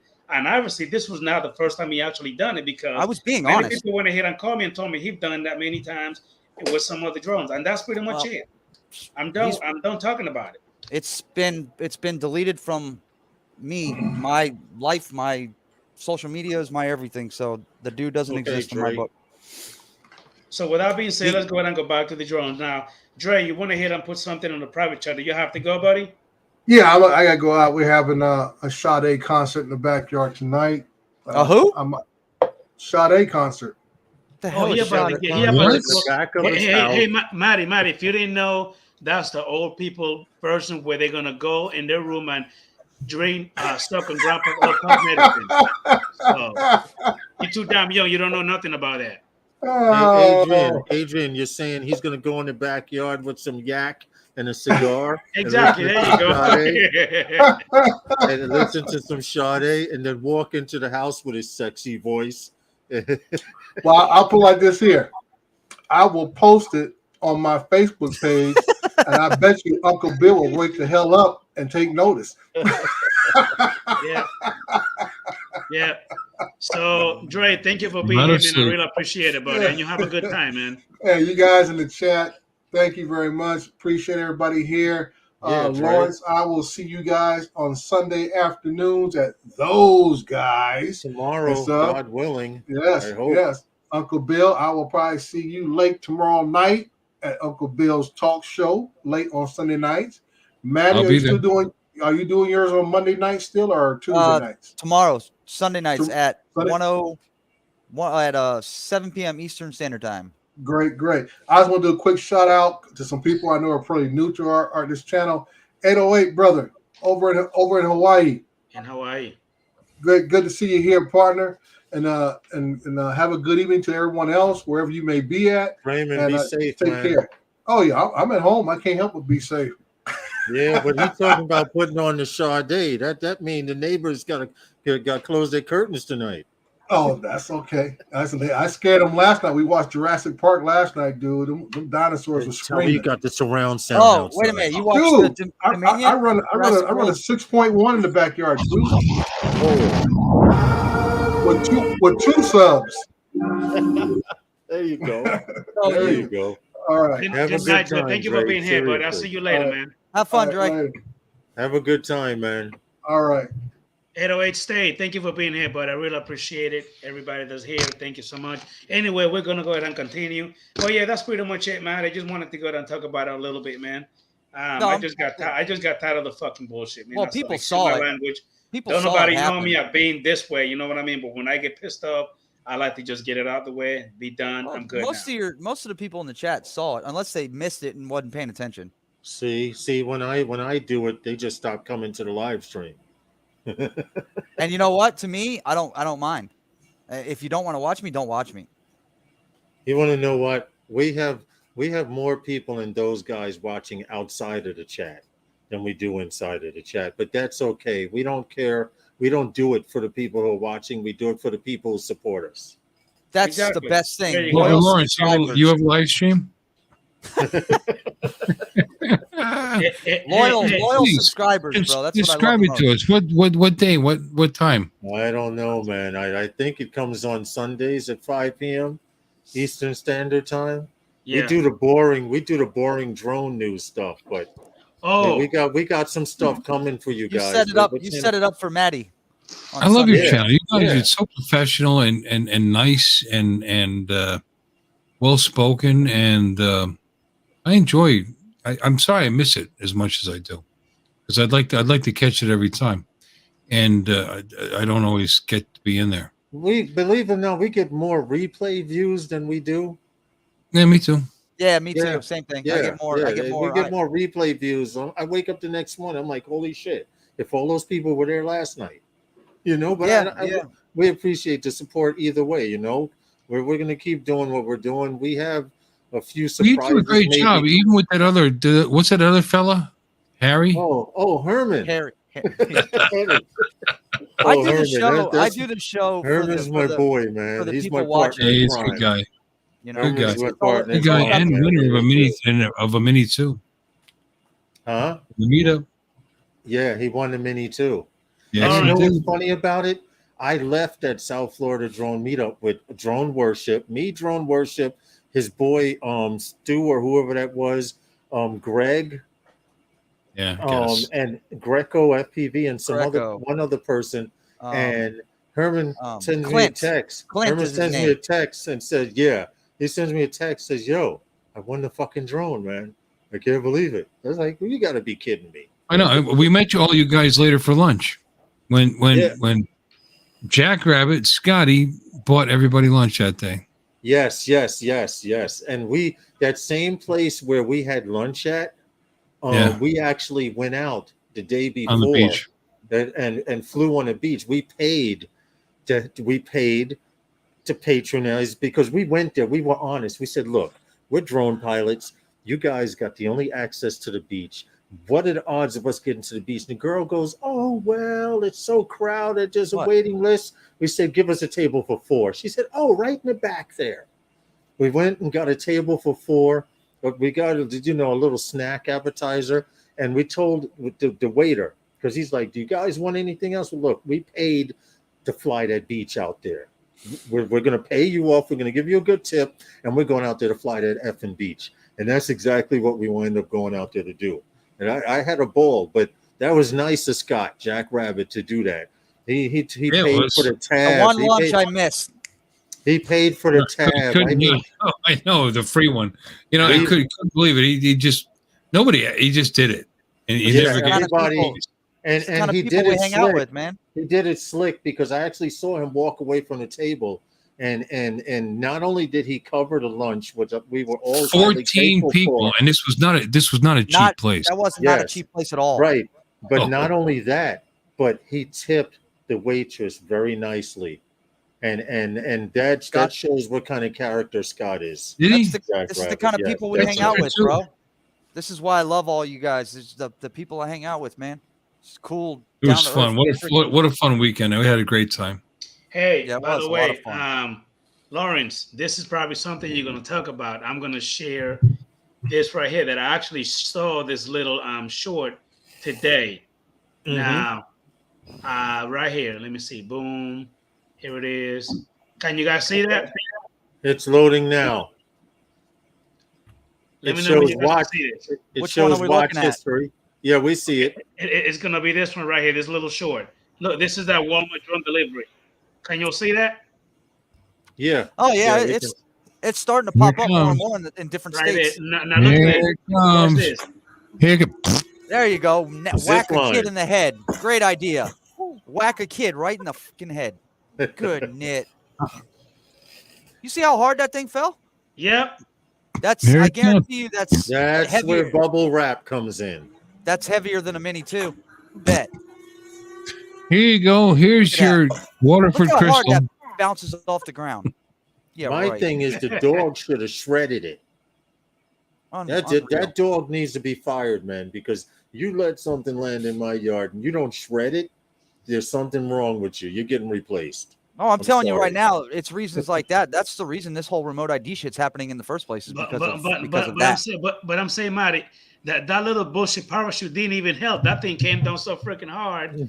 Yeah, but look, you gotta look at the other side. I've got a Ring doorbell, and I get Amazon a couple times a week, and these assholes just throw it at my door.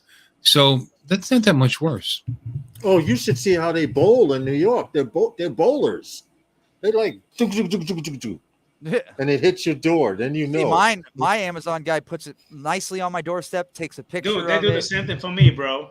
Yeah. Your Amazon guy. My Amazon guys, they're not all the same. I'm going to tell you what they did was there are two types of Amazon. You have what we call laser shit, which is what they call laser shipping, and then you have the actual Amazon. Laser shit are the people that they hire that have 50 boxes in the back of their car, their van, their truck, their taxi, and they're trying to make money. Those are the people that will stand 20 feet from your door.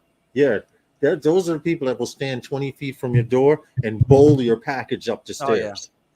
So do you think with this drone delivery, I mean, do you see jobs being lost in this type of situation? Or, No. I mean, no. Is there a specific reason why they can't just stick with the driver?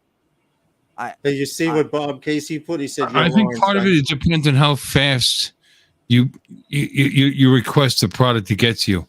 Obviously, if you're going to deliver it with a fast drone, it's probably going to get there faster than through standard shipping. And you can only do one package at a time. Huh? You can only do one package at a time. So now your drone has. Well, I understand that, but if somebody wants to pay this stupid money to get the thing here now, definitely won't be me. It's going to come that way. They have 24 hours or less delivery here in New York City. Amazon. If you live on the island of tell you up front. It's available. So, like overnight. I bought this today. I had an Amazon delivery today. I bought can you see it? Did it come This overnight? little guy right here. And I bought this today, and it came. It was supposed to be tomorrow, and it didn't come tomorrow. It came the next Did day. you see what Well, Bob whatever. Casey Normally they're pretty good about that.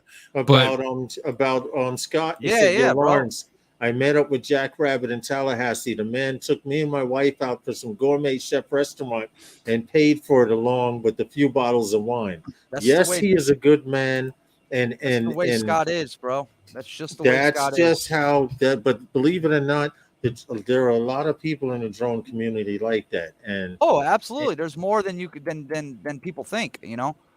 you see what Lon put: environmental reasons, less traffic. To be honest, how much are you willing to pay for a fucking nasal spray to get to you in an hour or 2 hours? That's how bad your sinuses are, I guess. Huh? I guess so. You know, I mean, my Amazon Prime is usually you know overnight what? or a day or two anyway. But Maddie, if my cousin's sick and he needs his medication, send it by drone. I could see that. Okay. Yeah. But if my cousin's feeling he's playing Xbox in his room and he only wants a cheeseburger, let the fat fucker walk. The cheese grater could come by mule pack. Who cares? Right?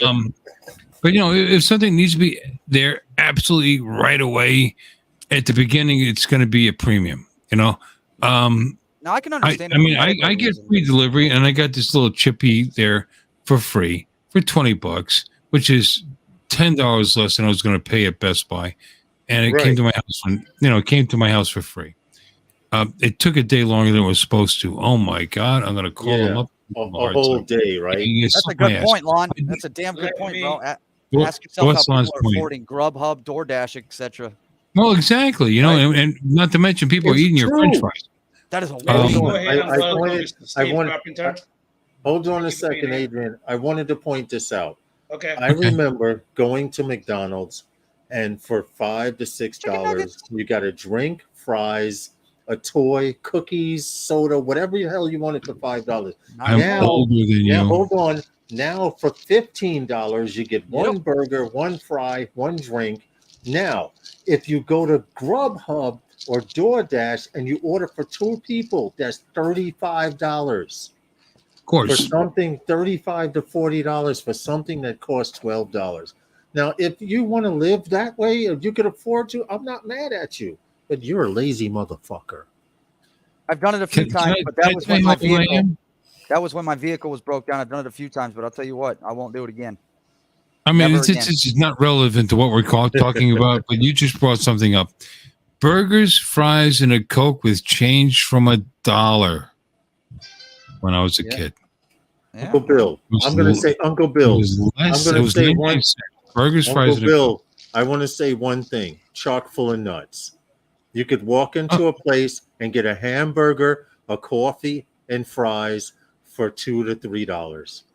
Yeah, chock full of nuts who had stores all over New York City. They had the best coffee in America. And it wasn't just hamburgers. They had good ham sandwiches. They had good food.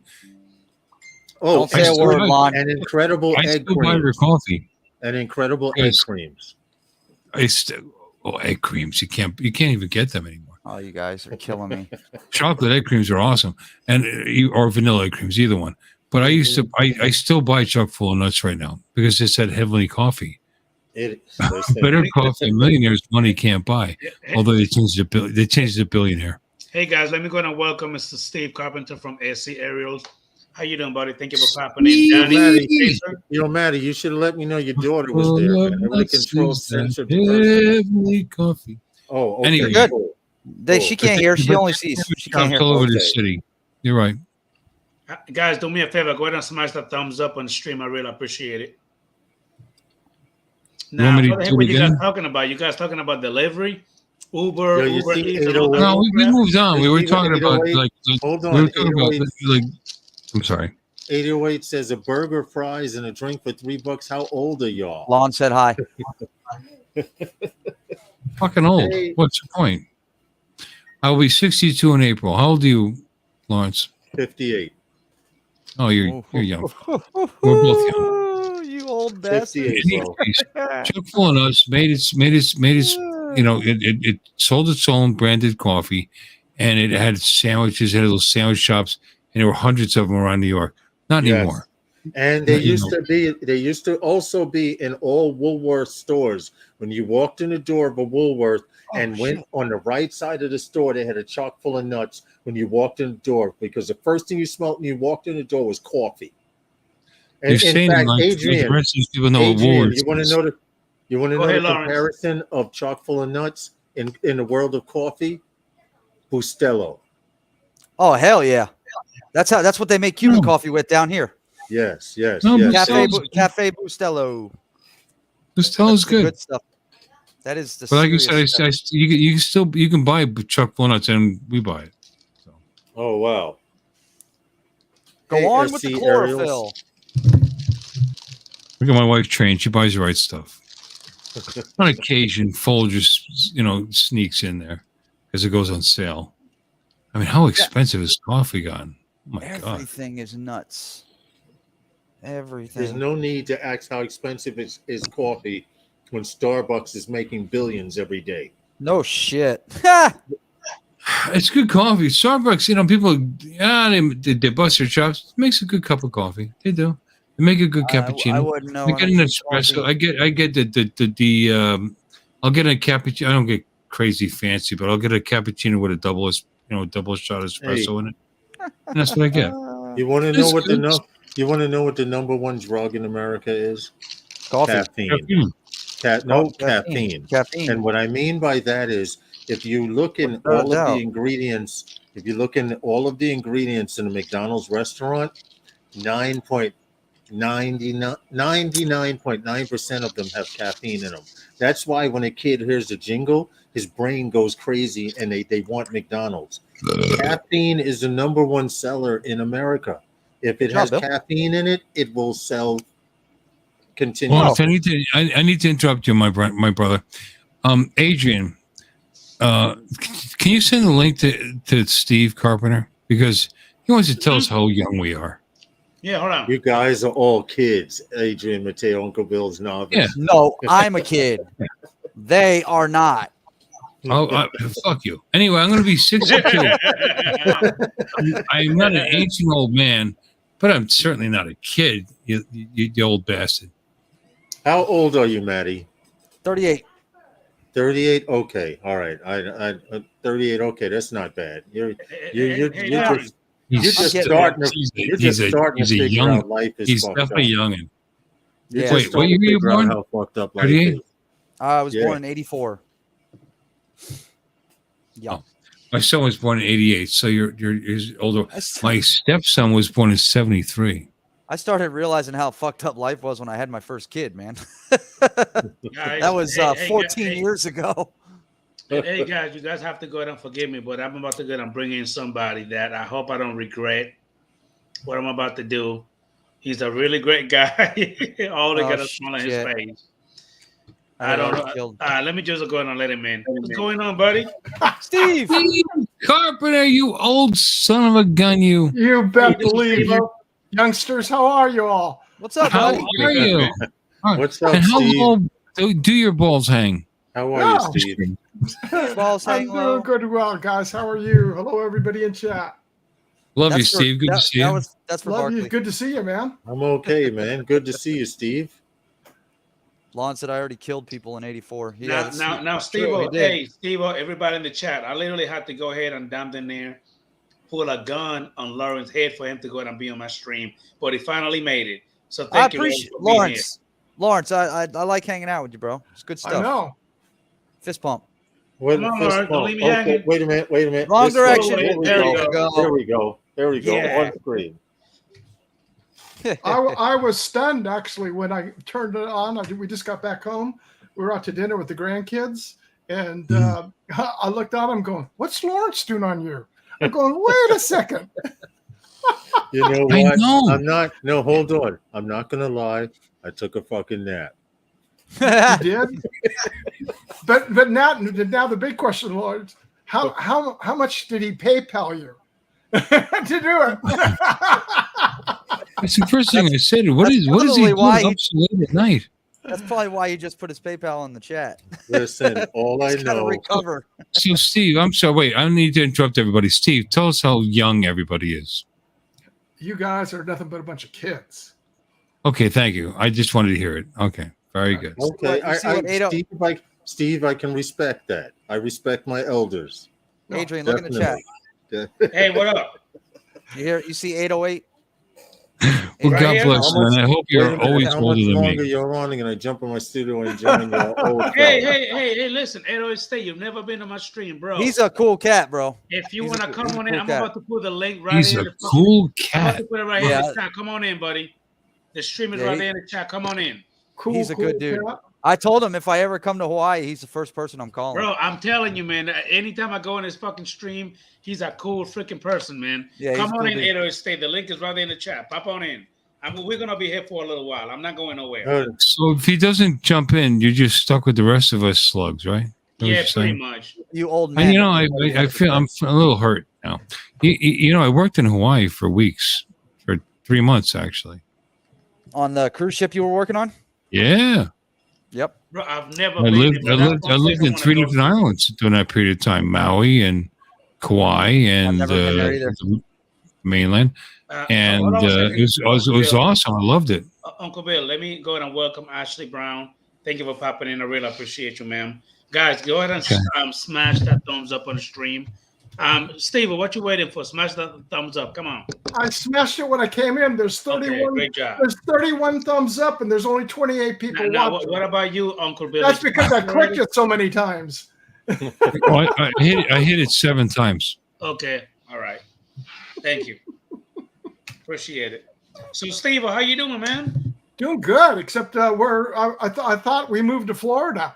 I was thinking about you and Bill and everybody in Florida. I'm sitting there going, this sucks. 96 degrees, 82% humidity. I'm going, what the hell's up with this crap? Yeah, I know, Yeah. right? What are you talking about? The heat here, It's Oops. hot. Dude, Did I it's just- hot. Oh, in California? Yeah, but Yeah. nobody cares. Screw 90, you. 96 degrees today, 82% humidity. And I guess have. what? You can't charge your electric car either between 4 and 9. Why not? Why is that? All electricity has to be dry. You got a mandatory. Put your thermostats down. Are you But why serious? not? We need more people to buy those electric vehicles. Oh We yeah, need Oh, more yeah. we have with electric vehicles. we have this. Florida is 81 right now. It feels like 87. Humidity. I'm looking at it as we speak. Yeah, that's Humidity ridiculous is for 10:30 at night. 73. So Right. it's just Right, yeah, it's it only is 76. pretty That's humid. because you're supposed to be under some type of air conditioning. You're 76 up there, Adrian. Down here, we're Yeah, 84, right now it's 76 87. here. Here in New York I'm right now, I'm it's at 84. 72, real feel 73. That's actually comfortable. The humidity was at a point today where you could walk and not break a sweat. Well, We that's are at good. 84. 84. The real feel is 84. 91. It's hotter by you, apparently. I'm Which at is weird. 84. My real feel is 91 degrees, and my humidity is 73%. You're 2 hours south of me, and it's warmer there. Oh, it should be. Yep. Yeah, it's that Yep. makes sense. 81, 87. Okay. Bob, Got it.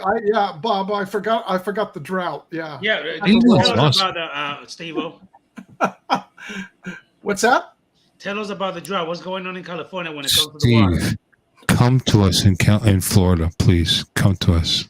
Well, you know what? Land of the free. I know. You see the way he just You said and it? I are Right. both on the right page there, baby. Home of the retired. Yeah. Well, Sorry, I had to. retired. Governed I by had those to. who actually care about their Hey, populace. Steve. Come on. Steve. Hey, Steve. Yeah. Here's an insider trading tip. If you Yeah. move to Florida, any proceeds you make after you become a Florida resident cannot be taxed or garnished by any other state. That's all I got There to you go. say. Mic drop, walk away. Mike There drop. you go. There you go. No state income tax. Come on, baby. Hit it. Hit it. Yeah, we got it. Yeah. We got it pretty good down here. It's a beautiful place. You know, even born and raised down here. You In can't other go words, wrong with Steve, if you leave that place where you're at in debt, they can't come after you in Florida.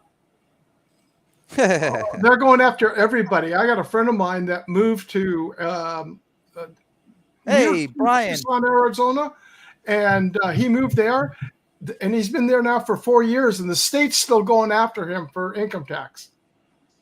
Brian, Because Well, it's look, not- because it's not- They can invade the home of a former president. They can do whatever the hell they want. because it's not Florida.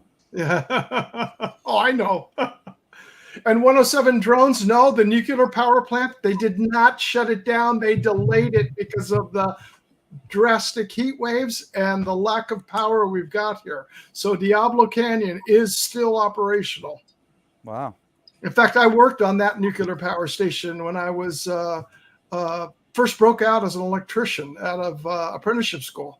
I would love to fly. Yeah, California's got a lot of nerve telling Florida how to run things when they actually they use the federal government to leverage power for the state of California from states like Nevada and Utah.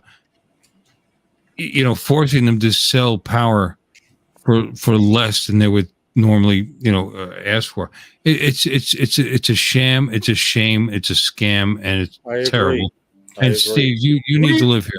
We have the highest rates in the nation. I just found that out.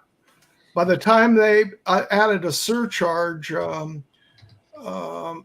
our electric bill for wildfires, and we're paying a surcharge because they won't get out there and do what they need to do in order to take care of. No.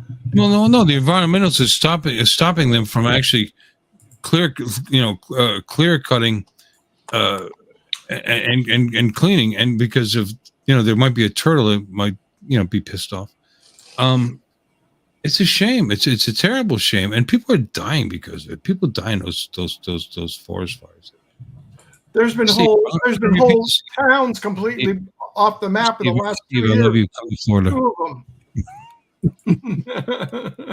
It's kind of messed up because I was watching the Weather Channel 3 days ago, and they predicted by 2030 from Central America up to as high as Texas and as low as from from Panama, as low as South America will be uninhabitable because it will be too hot.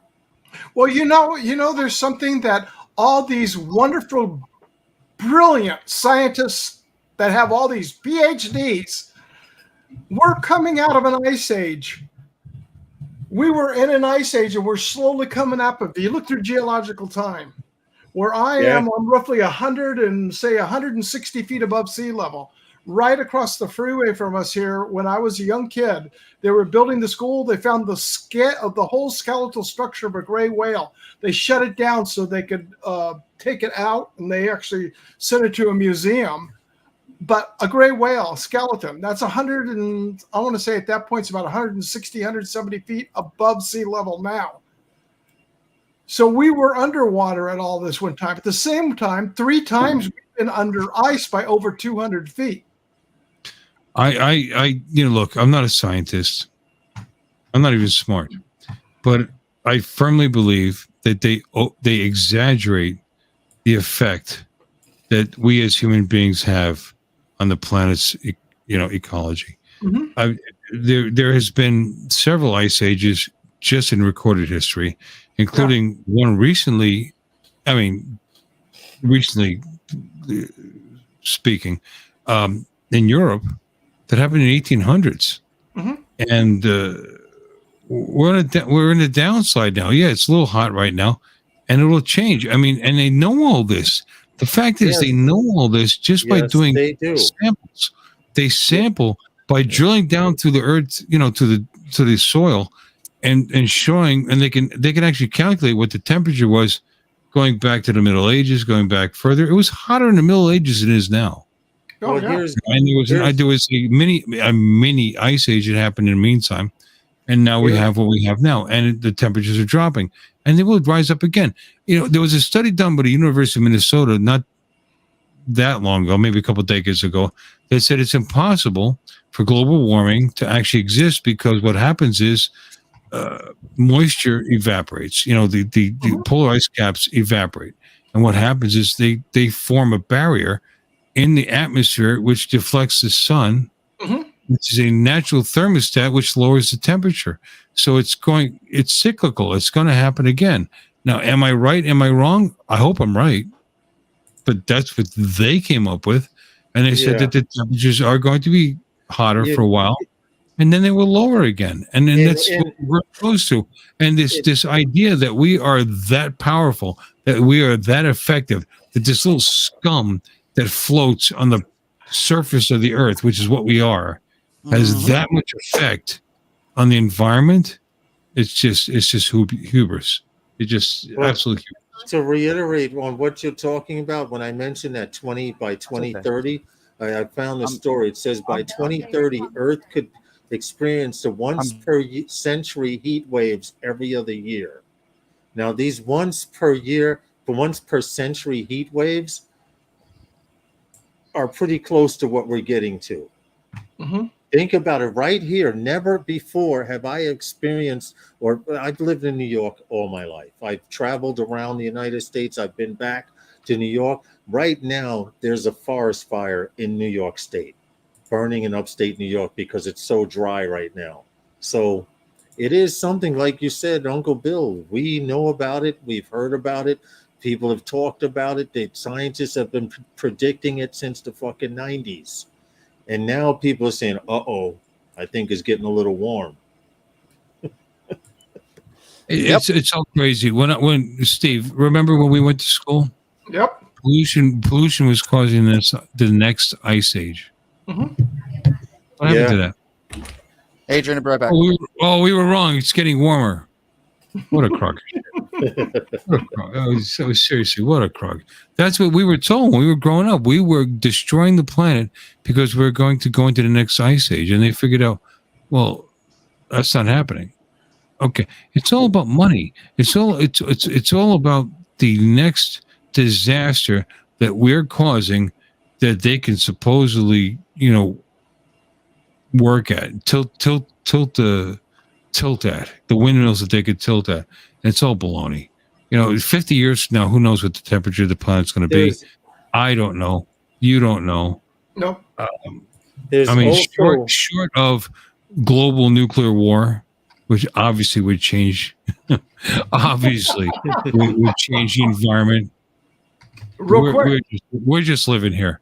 Now, don't forget, we got a president right now that wants to talk about the Republicans as being the biggest threat to the United States since sliced bread. We are not. Meanwhile, Taiwan is endangered. Meanwhile, never mind. I'm sorry. I want to get Uncle Bill. There's a reason I don't discuss politics, but there's another stat that you might want to take into account.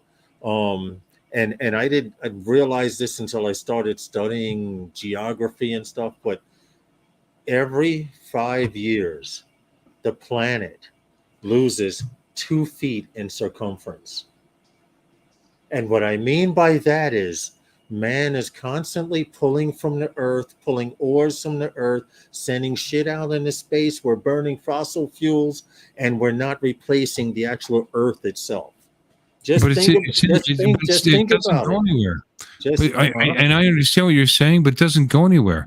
It's still in our troposphere. It's in our atmosphere. It's still here. It doesn't disappear. For the millions of tons of satellites we have. It turns into energy. And energy atrophies back into matter again. It will be back. True, except for the millions of tons of satellites we have orbiting the Earth now.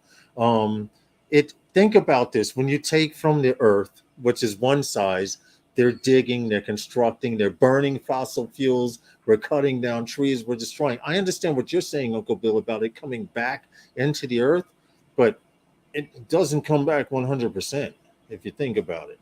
Where does it go? It's not in our life. Not in our lifetime. It does over time. You got to think of things too in geological time. We're just a little speck of shit. I'm going to put it bluntly.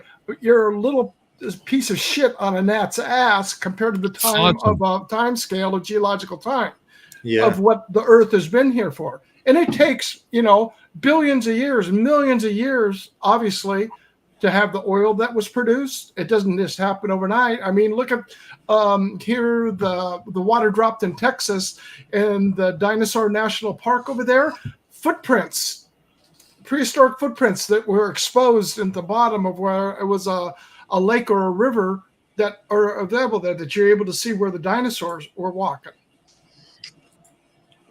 Right, because all of that's being exposed. Mm-hmm. Lack of water. Yeah, lack of water, the drought. Matter can't be destroyed. It's either it can be turned into energy and atrophy back into matter again. We overestimate ourselves as to what we can do to this planet. We really do.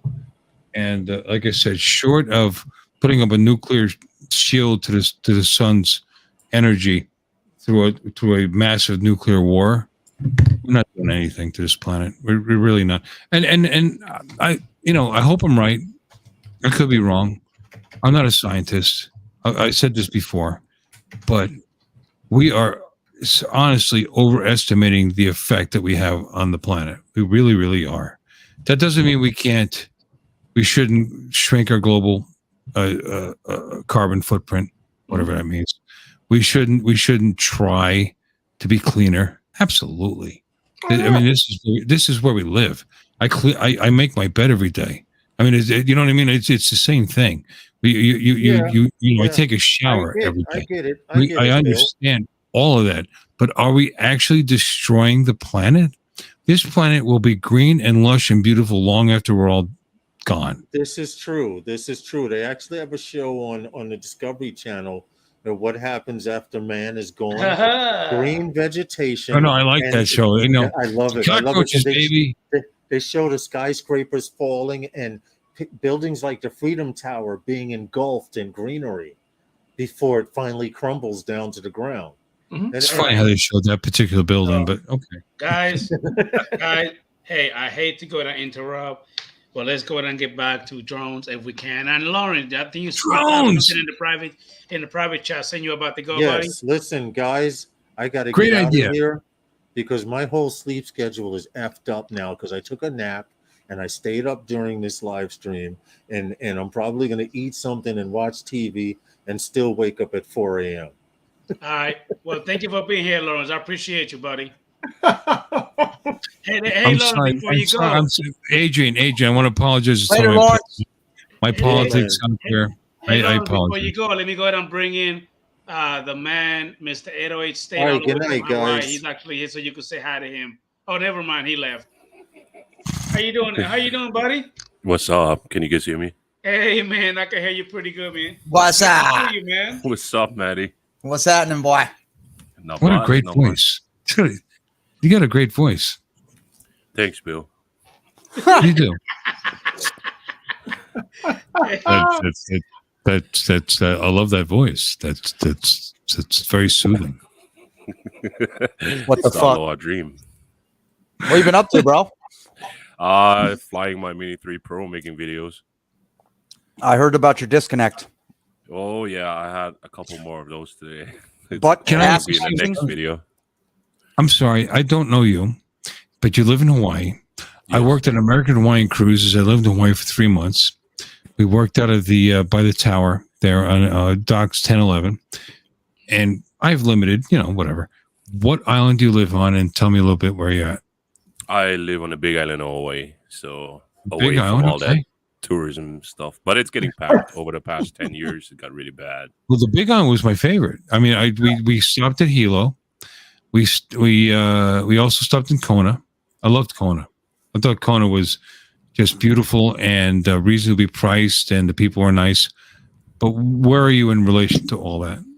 I'm on the Hilo side. I'm on the wet side. Hilo side. But I live like Puna area, like HPP, Hawaiian Paradise Park.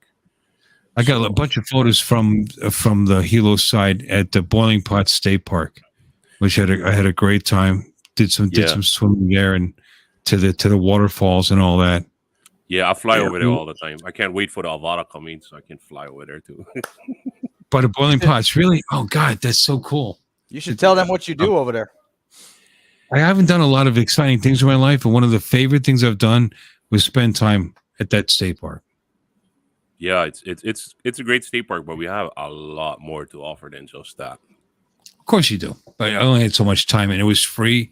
And the people, the passengers on the ship, who we weren't supposed to do this, go out with them, but we did, and we would sneak off, and that's one of the places we used to go to, and it was just a beautiful, wonderful place, and I enjoyed it. There's a lot of beautiful places in there. Have you ever met that Mr.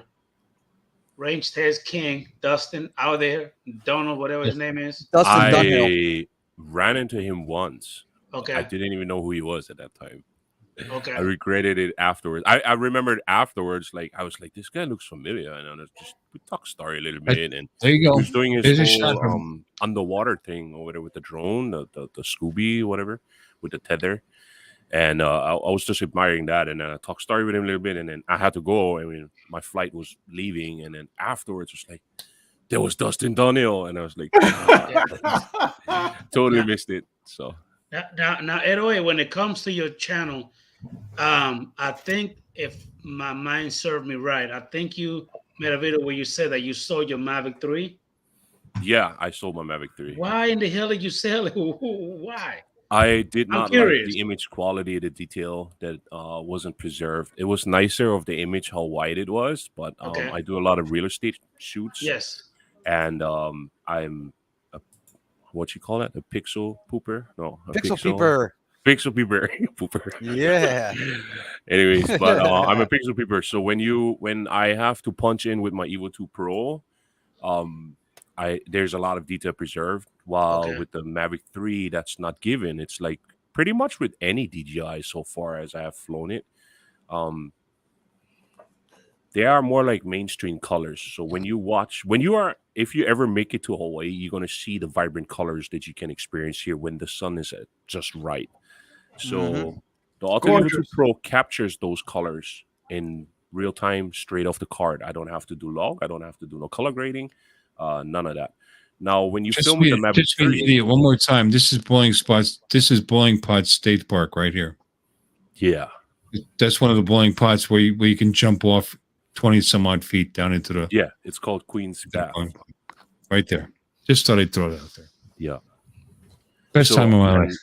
And it's just with the DJI, because they have the Hasselblad tech in there. It's like more mainstream colors. They try to make it more like the teal color of the water, make it look more like that it has to be blue as water kind to please the crowd. And that's not the case when you really look at it, like at the footage, like, oh, that's not how it looked like.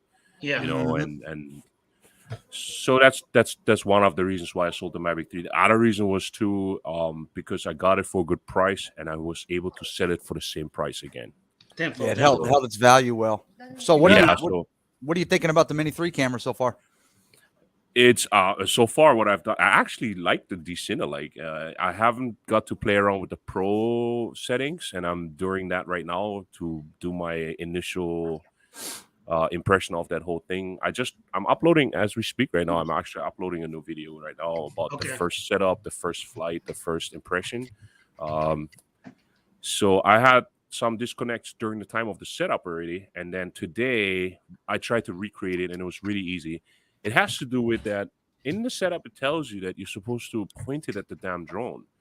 It's pretty much the case. If I turn around and I'm facing the other way, this RC will disconnect. But the problem is my drone does not go return home. So yesterday I was squeezing ass because she was hovering over a river and she just stayed there for 10 minutes. And I was like, okay, how can I get my big ass inside that river and grab the damn drone out of the air before it hits the water? I was at that point already. So in your settings for your advanced safety features, do you have it set return to home? Yes, I do. And that's weird. Yeah, and it just hovered there, and the screen goes completely black, and then it comes back, and then on the top from the 4 buttons, from the 4 charges, it goes down to 1, just blinking, and then it blinks red. And then it tells me that the controller is overheated. And then afterwards, I restarted like 5 times. And all of a sudden, she goes straight up, and then she comes towards me, and then she turns around and she like goes somewhere else. And I'm like, What the? where the hell are you going? So, and then I finally got control of it. And when I looked, I had 7% left, battery life Lord. left. And then I think she wanted to go home to China because she was heading that direction. Bro, how exactly do you pronounce your name? I need to hear it from you because it's difficult to me. You mean my real name? Yeah. Alo Ahuna Alo Faituli. Alo Ahuna. Okay. Alo Faituli. AKA Bolt. The vowels are hard. You got to say the vowels. You got to say it hard. Alo Ahuna. Yeah, I like that. That's pretty cool. I Oh. saw it pronounced like when I first met you on Facebook a while back, and I saw it pronounced in your page, and I'm like, what the fuck am I looking at? I'm trying to pronounce this. You're pretty much looking at the alphabet in short. Yeah. I didn't want to fuck it up, bro. Yeah. So everybody just called you 808, which is the easiest way. But Yeah, that's yeah, I why was just curious. it got stuck after my whole motorcycle trip and the videos of that. It ended up being just 808, so I got stuck with that. Now 808. Can I just call you Alo? Is that all right? Yeah, it's cool. All right. Another question for you. When it comes to the I'm actually enjoying and I'm loving my my V2 my Autel Evo 2 Pro 6K V2 Enterprise. I'm loving it. With that big old smart controller. Do you have a smart controller, by the way?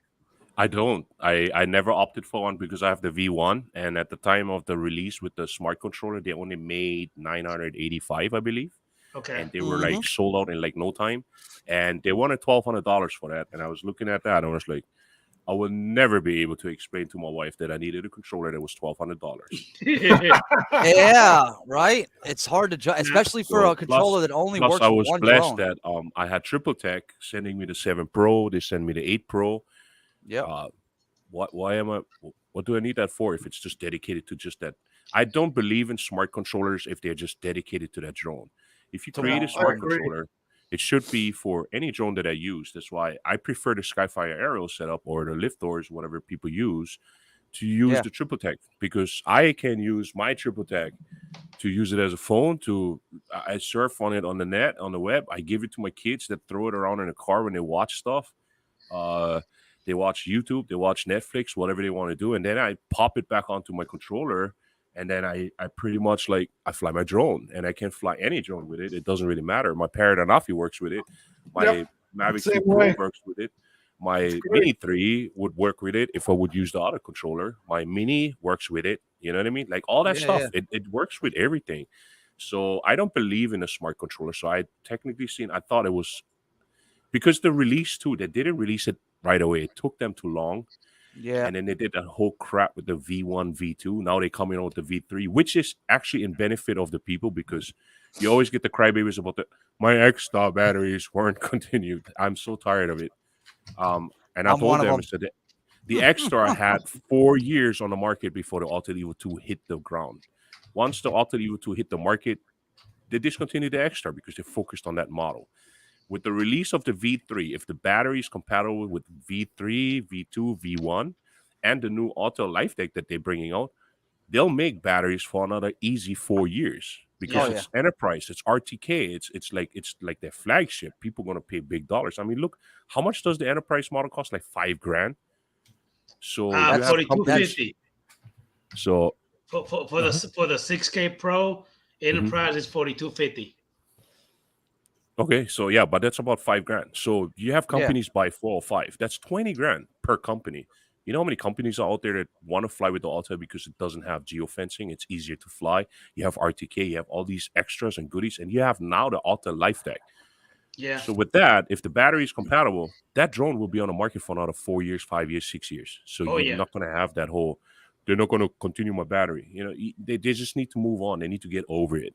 It's like, they're really crying about something. They're hanging on to something. So what? You're still chasing your freaking high school sweetheart, and you are like 60 years old. My problem I had with the X-Star Premium was the fact that the batteries went bad so quickly. I kept losing cells in them. That was my issue with it. It wasn't but I bought mine secondhand, and I had bought it years after it came out. But I bought it secondhand with 7 batteries that worked at the time when I bought them, and they went bad within a couple months. 6 out of the you're 7 always of them. going to have batteries go bad. Like batteries is it's like the parts, like the fuel pump or the water pump in your car. Yeah, You know, exactly. you're always going to have Your that. air filter. It's always going to rotate. You know what I mean? So, and sooner or later, parts for your car won't be available either because now it's a classic. Now you got to, you know, it's normal. It's a consumer market. Just to be hanging on to something just because you had such a good experience, well, that's the bad part. You can't just live with the memories that you have with it and make new memories with the new shit that comes out. You know what I mean? That's pretty much what it is. Yep. Yeah, I got the Autel Light premium bundle. My wife bought it for me for my anniversary. Actually, it's an anniversary gift. My question is why didn't they make? I'm so confused as to why they didn't make that $1,200 smart controller work with their new line of drones. It all was because of the chipset. So they had the chipset V1. Then all of a sudden they brought out the chipset V2. So the V1, they were short on chips already to produce the drone. So they cut that completely, started V2. And with the leftover V1s, they just made smart controllers and then just hashed those out for $1,200. Are you serious? You know, you make it like $600. Okay. Yeah. I can live with that, but not $1,200. You know, that's crazy.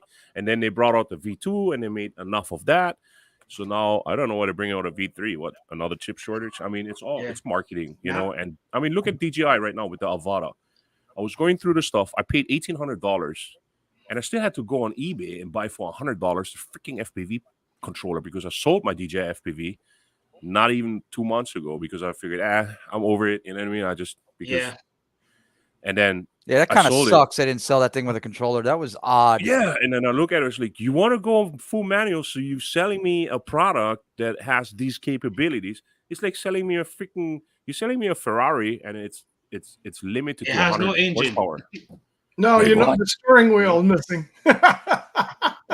That's pretty much like what really bothered me on that whole thing, you know. Like, but I mean, I found the controller for $100. I bought it at the day that the Avata was released.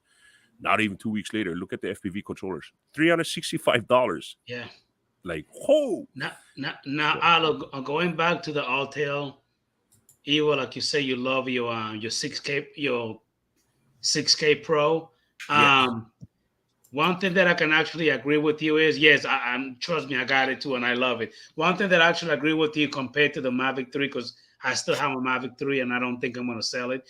But the dynamic range on the Pro, on the Autel Evo 2 Pro, is outstanding compared to the Mavic 3. It looks a lot better when it comes to details. I'm talking about a lot better, and I'm sure you can agree with me on that one.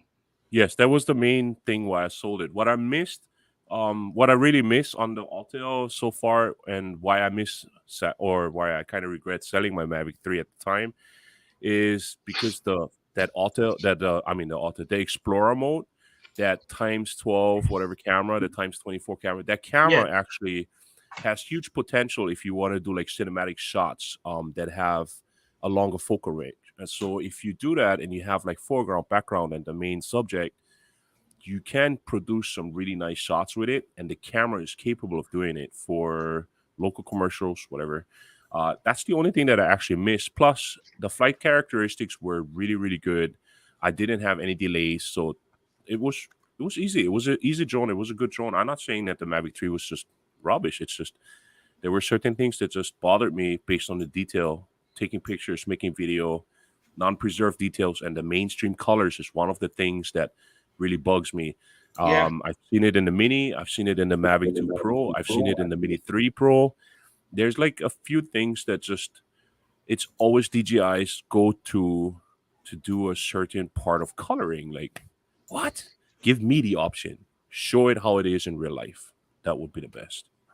And Autel does that for me. So yeah. Now, when it comes to the one I have, it comes with the ADS-B. I'm assuming the one you have is the V1. It does not have the ADS-B, right? Yeah, it's the V1. Is okay, but I'm saying, is the V1, does it have the ADS-B via a firmware update, or it doesn't? Does it have a what? ADS-B. I don't think it does. Enterprise. I don't think it does. I'm not sure what you. The system that tells you. You know how the ADS-B, like how the Mavic 3 has it, where it recognizes a manned, aircraft. Oh no, no, none of the Autels do. Like on the one that I have, it does. It comes with it. The okay. Enterprise Well, does. I'm glad it doesn't have that.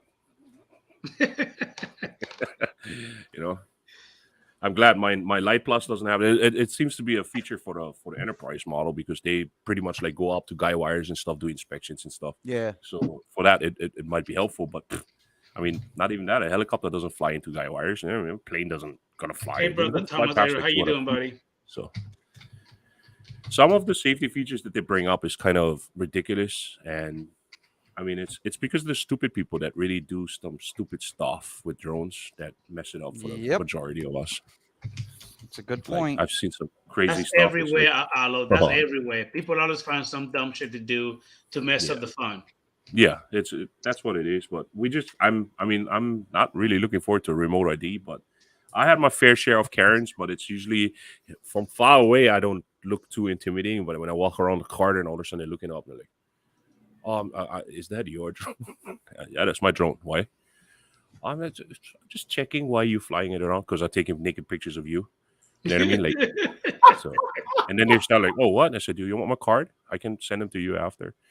And then there's like, oh, this is not necessary. So, well, it's not necessary to approach me that way. You know, so. Some people don't have nothing better else to do, man. Yeah, it's No. I mean, I see the point. I'm actually working right now on a video to show what you actually could see from a drone if you really would be a criminal and try to use a drone for your advantage. And usually criminals work under the cover of night. So during daytime, they could scope certain things and stuff. And it's just the impression that people have when they see a drone. They always think that I take picture of you. It doesn't matter where you fly. You're going to have 6 properties. All 6 people are going to think that you take pictures of them. Yep. You know? Damn media doesn't help. Yeah, so the media does that. So I'm working on a video right now on actually explaining on what you literally would see and how low you would have to come to really identify. Because I don't know how many Karens I ran into that came out of their home. And I mean, forget I look at them. Go ahead, say it. I Go have ahead. something. Yo, you're not that good looking, lady. Yeah, you may see something there. You know, it's just like how close you actually have to be, and plus, if you don't know the area, even as a criminal, and plus, criminals usually are chronics. They're like people that use drugs and stuff. They don't have the funds to really go for it unless they steal the drone from somewhere, and then to obtain that knowledge to fly something like that, be professional about it, and finding this stuff. You got to be in line of sight. So that means it still gives you times to shoot them. You know what I mean? I mean to approach them. So it's getting wild out there. oh yeah, it's getting worse. But now, a lot of people are saying, Alo, Maddie, Uncle Bill, who's half asleep, Steve, everybody in the chat. Why you gotta insult me like that? I'm wide awake. But one thing when it comes to remote ID, Alo, a lot of people are saying that there's gonna be a lot of shit going on. It's probably gonna get worse before it get better. You know what I mean? Especially with people now, they're gonna know exactly where we are flying. You know what I mean? What are we doing? I don't think it's people who are gonna know it. I think they're trying to more obtain that just for law enforcement in case there are reports. unfortunately, it's not. Unfortunately, it is to the public. I've seen way some it's of the written. stuff that they posted it. The way it's written right now. I'm in the middle of doing my Pilot Institute class for my 107 on Saturday, and that was one of the key things that he pointed out that he completely disagreed with was that it be open to the public, which sucks. Exactly you what still need to have the Bill. people be smart enough to use it. You know. Yeah. You got to. But as long as you're not, like I said, remote ID personally does not bother me because I use my Part 107. I do real estate jobs. Hey, by all means, you want to come by talk story? Let's talk story, bro. I'm always up for. You know what I mean? Like, let's go. Mm-hmm. But if they use it, I don't have nothing to hide as a drone pilot or operator or whatever. You know what I mean? Like, it's like in the beginning when you're a recreational operator, then you consider yourself drone operator. I fly drone here and there. You know, I'm not trying to do something stupid. I just have fun. As soon as you take that test, because you studied so much, your confidence goes up, and you know how to deal with drones, and you know all these sectional charts and the METAR and all that stuff, and all the readings and writings how pilots really do. You're gonna start considering yourself as a pilot, as long as you have all your documentation with you, and as long as you know about all the laws, and as long as you know how to professionally conduct yourself, no matter how much your approach is. they can't do anything against you. And the problem is that plenty law enforcement officers are not properly educated. Not in at the all. drug either. You know, like Not many at times I've all. seen it. So I was approached by many cops based on phone calls from neighbors, and all of a sudden they were like, so what do you actually do with it? Same thing with me. Oh, dude, let I me see that take camera. pictures and videos, and it's like, This can you is bring it down Boiling closer? Pot State Park, where you had to swim quite a bit. You see that middle part right there on the top? That's where you can jump off. But if you jump, you need to jump more to the right, because on the left there's like boulders and stuff that pile up. So Well, you can see people here, right here. This was, like I said, this was the day on the Big Island when we went to the park, and I was in better shape back then. This is over 20 years ago, and we actually had to swim through, quite a bit to get to this. You didn't just park by these waterfalls; you had to swim to them. But oh, that's Maui. Look at them guns. This is Boiling Pots here. That's my buddy's roommate. He was from Tunisia. Yeah, you see where you just was standing, where your buddy was standing. So if it's really raining really hard, that's a raging river. Oh, really? But, yeah, that whole thing actually, this is Kauai. This is no, go back to that picture that he was showing, the one of your buddy that was standing back there. Yeah. So you see how the stream is on his right. So now when it rains, that waterfall in the back over there becomes that entire section left and right. And where he's standing, that's a raging river of almost like 10 feet of raging water. That's the same waterfall. That's the same waterfall I was just showing. But you actually had to swim down through this area. You actually had to swim to get to it. Yeah. That's wild. That's the ship. That was the Patriot we were on. And again, they call this boiling pots because these are lava tubes. Yeah. It's called where the lava came up, and there's like millions of tiny little holes, I guess. And when it looked like it was boiling, but and you could, look at that. That's me, same spot. Let's get past that. But yeah, you would have to swim across here, swim through here, swim over there to get to that waterfall that we were just showing. It was so worth it. But anyway, I just thought I'd show some of my that's my home experience. Loved it. Loved the Big Island. Yeah. Shoot. If I were to move to Hawaii, it would be to the Big Island. It's Hilo is very, comparatively speaking, is reasonably priced. It's got all the services you could possibly need because it's a good sized city, hospitals and so on and so forth, without spending the ridiculous amount of money it would cost to live in Honolulu. That's all. Hey, Bill, how you doing, buddy? Coast to Coast Drones. Thank you for popping in, buddy. Good evening, Bill. For you, Alo.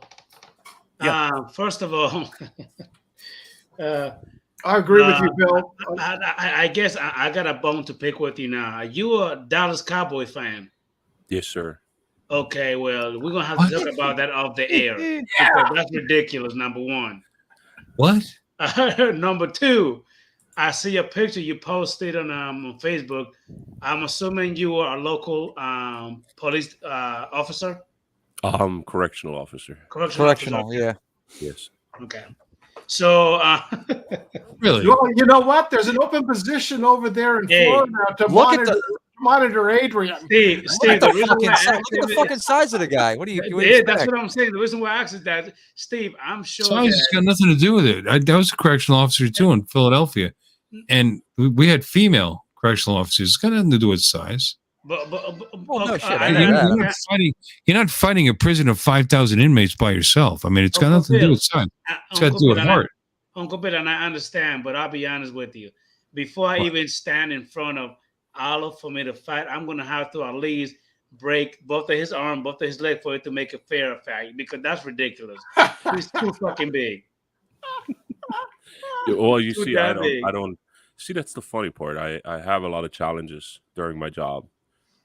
I always choose the way of the. But I'm sure there's some idiot that want to try you, right? Yeah, you're not trying to take on your entire cell block by yourself. I worked at Graterford when we had 540 inmates on my block and 5 officers taking care of it. Didn't matter how big you were. You weren't taking on 540 freaking inmates by yourself. That's kind of figured that.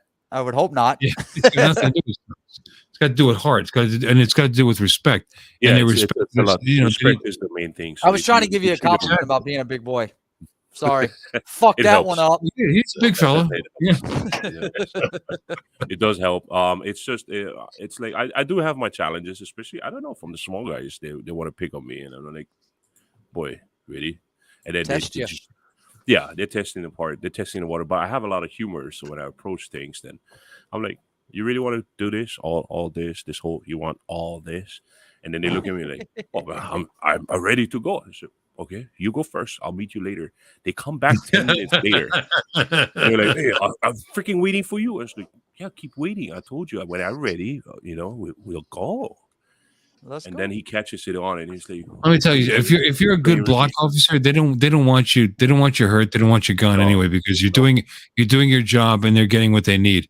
Yeah. Because you're a good, because you're doing it again. You're a decent human being.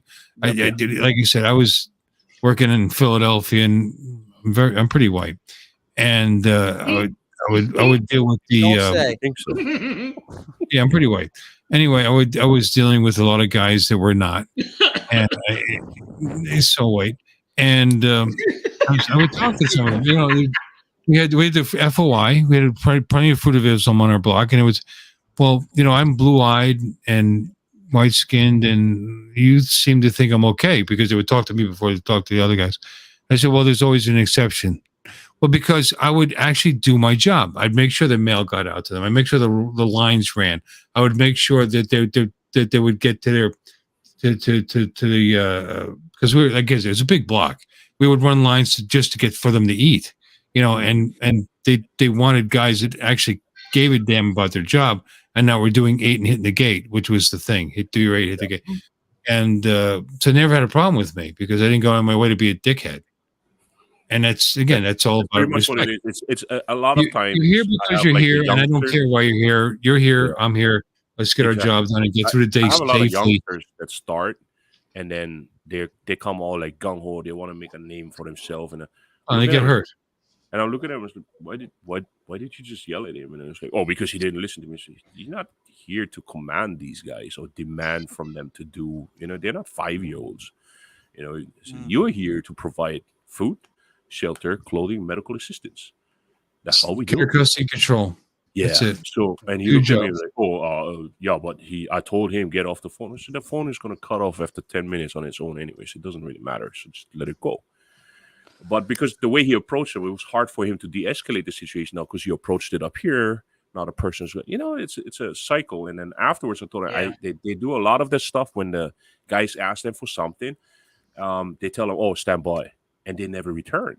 So I told him, so did you take care of the stuff that you told him you will? And he was like, oh, screw him. It's like, and that's where your problem is. Because don't get me wrong, I'm not a small guy. I'm 6'2", almost 300 pounds. But that had nothing to do with it. They could throw me off the tier anytime they wanted to. I worked on blocks that went off where guys were seriously hurt, and I did not get hurt because the tier that actually stopped when they came to me, and there was this young fella, he's big guy, scared shitless, and he should be, and but they didn't go past me because going past me would have meant to hurt me.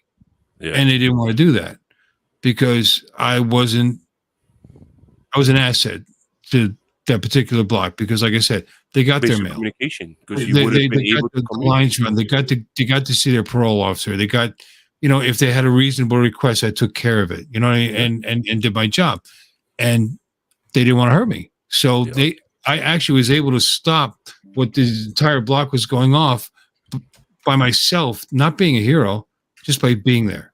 And and don't forget, I mean, there was guys. One guy was like 6'7", had bullet hole wounds all over his chest. He was a Black Panther back in the day, and could have picked me up and thrown me right off the tier, and did not. And he told me later on, it's a good thing you were here that day because nobody wanted to continue on. And but it's about respect. Anyway, we're off the subject. Yeah, you're a big fellow. It's got nothing to do with it. I have a question for you. But they didn't want to hurt you now, but why does everybody want to hurt you now? Because you all suck. I don't know. Why do you want to hurt me, Steve? You could. I'd love to. give you a big kiss and hug you and say, "Hello, brother. Let's go flying." Yeah. I don't know. I mean, it could be different in Pennsylvania because that was Pennsylvania outside of Philly. It could be different in Hawaii. I don't know. It wasn't a correctional officer. They probably would have hated me because I'm a Howley. That does come into a, they see the face, that does come into play there. A lot. Yeah, a lot. And over here, it's not a minority, so it feels good. Yeah, I know. I know, but that's the thing. In Philly, I was also a minority. I wasn't a Howley. I was whatever it was, and we got along great. And I think I would have done fine there too, because if they have half a brain and they want to go day to day to day and live their life until they get out of there, you don't want to replace the Howley that's a jerk, that's a good guy, with the Howley that actually hates your guts. Right. You know what I'm saying? Am I wrong? Nope. And you don't have to be a Howley to be a jerk, because you could be any race and be a jerk. You replace a guy that's born and raised that hates every one of those inmates that's in there. And that's even worse. Yeah, of course you do. Yeah. They don't want to work with me. Well, Ray of Sunshine's asking, what about a drone flying near prisons? No, it's not happening. Yeah, well, I'll tell you what. I know of a couple people up in Northern California that tried it. See, the funny part is, like, over here, ours on the local jail, the community correctional center, it shows up on Aloft as a no-fly zone. But when you inquire for lands for that particular area, they grant it right off the bat. And I'm like, really? What? So it's weird. And the rules are pretty strict in Hawaii. I mean, as far as game lands and state land. Yeah, it got actually worse with the rules now. I mean, we have state parks you cannot fly, all these other the counties and stuff, all the parks, like literally where people are, they're trying to put up these signs, oh, no flying here and stuff. And I do fly, and then I get approached a lot and say, oh, you cannot do that, the cops gonna arrest you. It's like, they're not gonna arrest me because I'm not breaking the law. This is county law, and I'm following federal law. So if anything, you just can't take off or land there. That's pretty much it. So if I'm standing outside and fly it and still enjoy the beauty of it helps that you were born and raised there and you can question those laws. I just saying. Yeah, that must help. Gotta help. Because I looked at it because I'd love to go back to Hawaii sometime, and I thought, well, if I bring my drone, am I going to be able to fly? And it's pretty draconian, the rules that are there. And I understand, because the entire state is meant to be, it's Disneyland. It's where people go to just be to unwind, surrounded by beauty, surrounded the bazillions of dollars they spend every year to keep that state clean and beautiful. I mean, I when I stayed in Honolulu 4 days before I got on the boat at the dock, I had time, so I went for walks at night, and I went down, and this is 20 over 20 years ago. But I went down to in Waikiki, down where the Adrian,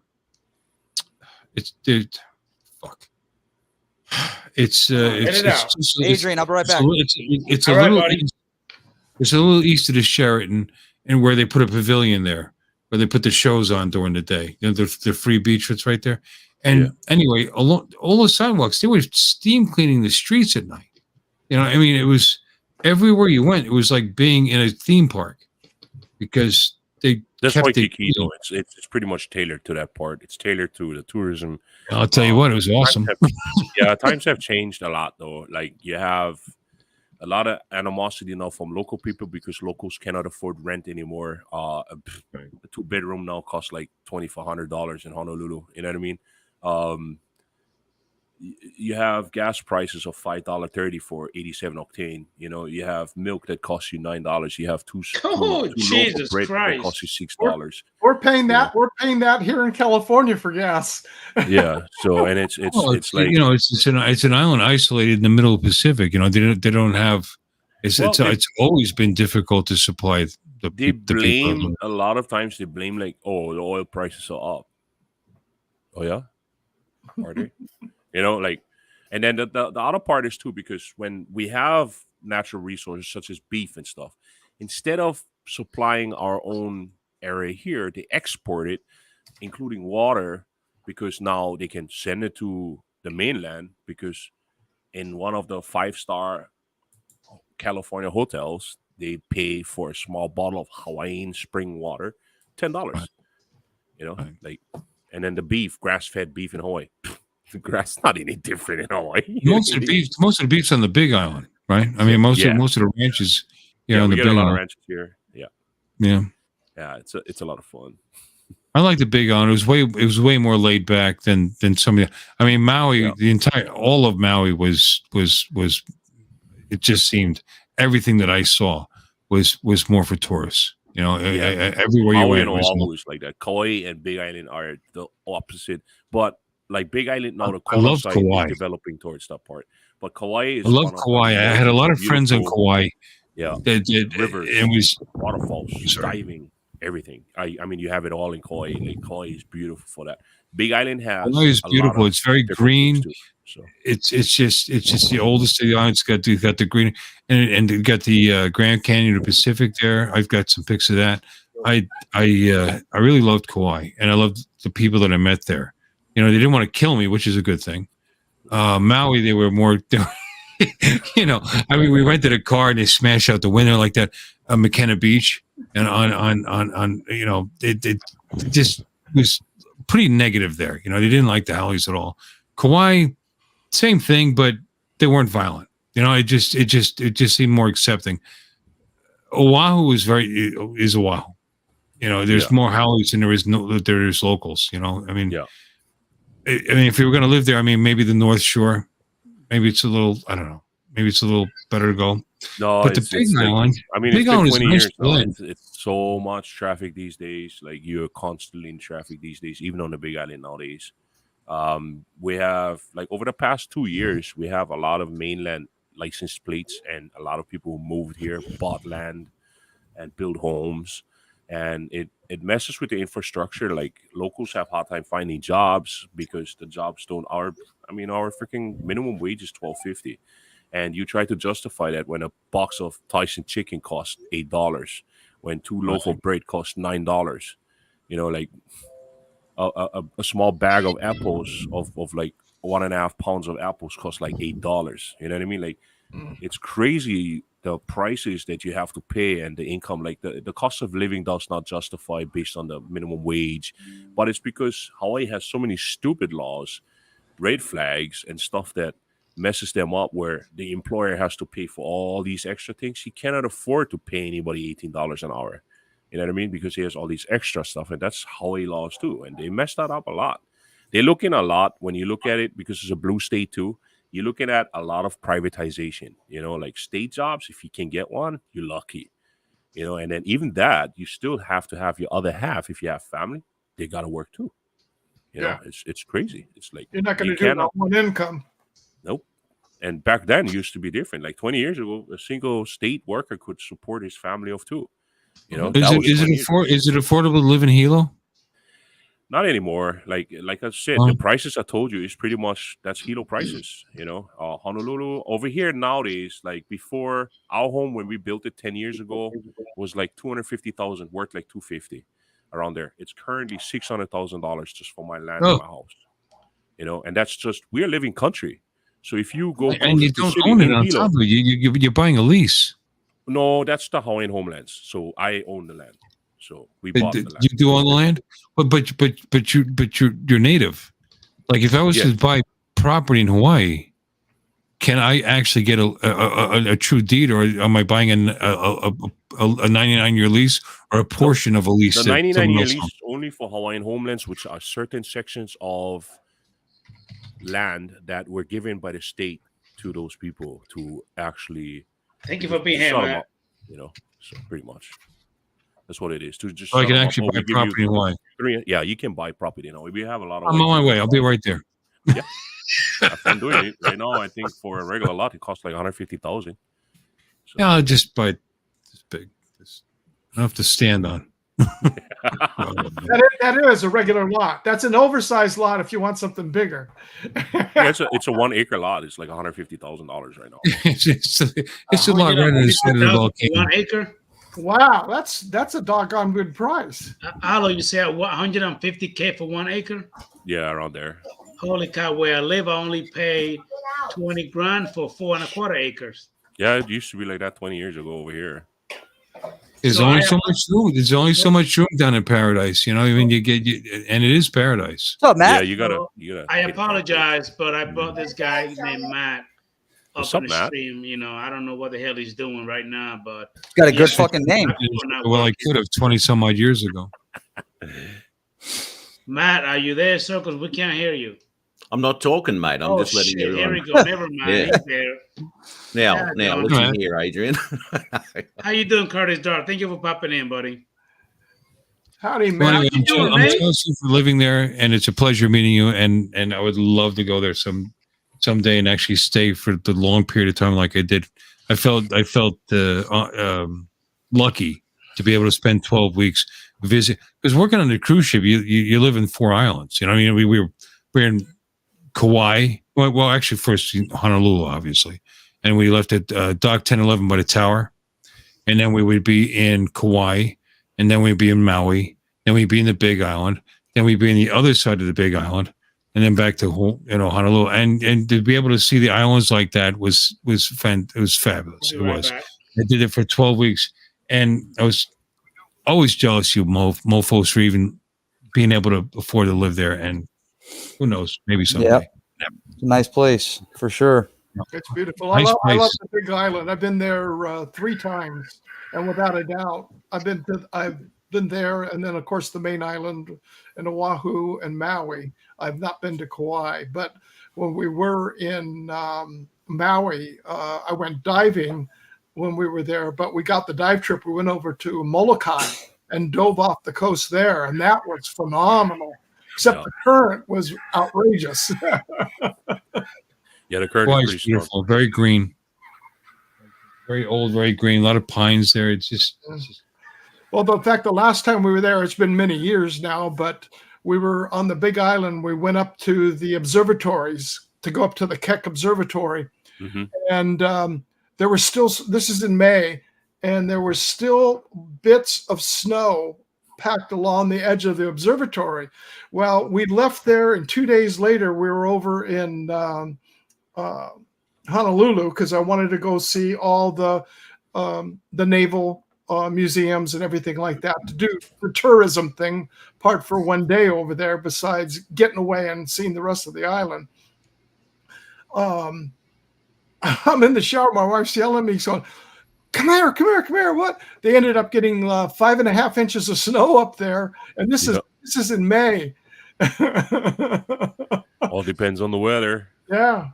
And I mean, it's 14,000 feet, so it's easy I to know. snow. I mean, we had it at some point. There was a blizzard. Everybody was working up there. National Guard actually had to extract them because the temperatures were dropping so low, Wow. and it stayed like that. And the mountain was covered halfway down, which was almost, I'd say, like 10K. Wow. So there was a lot of snow everywhere, and like, it's funny. You go up there, it takes you about 45 minutes. Take a truck up there, load them up, shovel snow in it, go back down to the beach, and do a snowball match at the beach. Like, it's super cool. We Well, built snowman and everything at the beach. we were in the bar, and the gal that was reading us, we were sitting there talking about it, because I grew up knowing for boogie boards, Tom Moy of Moy Boogie Boards. I grew up knowing him, and she goes, "Oh yeah, boogie boards." She goes, "Well, we use them here 365 days a year because we use them in the ocean in the summer, and during the winter we take it up there and they get on the tractor, and then they'd run down and snow sled down on the boogie boards." Right. well. Good stuff. 808. What's your name again? I'm sorry. 808. 808. That's fine. 808. Thank you for putting up with it. I clearly don't know shit about where you live. I just spent some time there as a tourist, and I appreciate your patience with me because I just loved it. I loved it to death, and would someday like to go there and not get killed. But anyway, I'll be right back. Oh, you still sucking on Grandpa's old cough medicine? Or never? Bill mind, is- he left. Bill is our resident alcoholic, but just in case you didn't know. So, Trying to get you had a couple of them. hey, by the way, Alo, if you never met this guy that have glasses with a fucking ponytail, looking like a little fruity Matt? pebble. His name He is sounds Matt. Australian, or he sounds. You know, like he lives in Australia. I think it is. You know, Mm. how you doing, Oi, man? oi. Yeah, I'm going all right, mate. I'm going all right. Just You sure you're doing all right? yeah. Look at No, these guys I'm from all over the question, world. Listen, hey, Matt. HR is out. Is out. HR is not answering no questions. So don't ask me shit. Don't ask me nothing. No questions tonight, mate. No questions. Because I got a couple. No, hell no. Because HR is closed. Yeah, you're right. Okay, all right. I'll have to email them then. or text him or something. I don't know. So, did any of you guys buy the Avada? Not You yet. know, I'll tell you. Sorry, I'll tell you something about that which I only learned yesterday. Is the signal distance on it is not that good when it comes to your visuals. It's locked at it's what was it locked at? 20. Probably. Sorry. It's actually Probably 50, I 1,000 think. feet. 50 megabits. Is that what you're thinking? Oh, No. Not It was 30. Distance. You can Milliwatts? take. Sorry. Milliwatts, maybe? Is that what you're thinking? Well, you know how you can get your drone, your quad right, and it's normally at around 20 or whatever. But when you get it in there, you unlock it to 200, right? So you've got some good visual on that, right? Okay.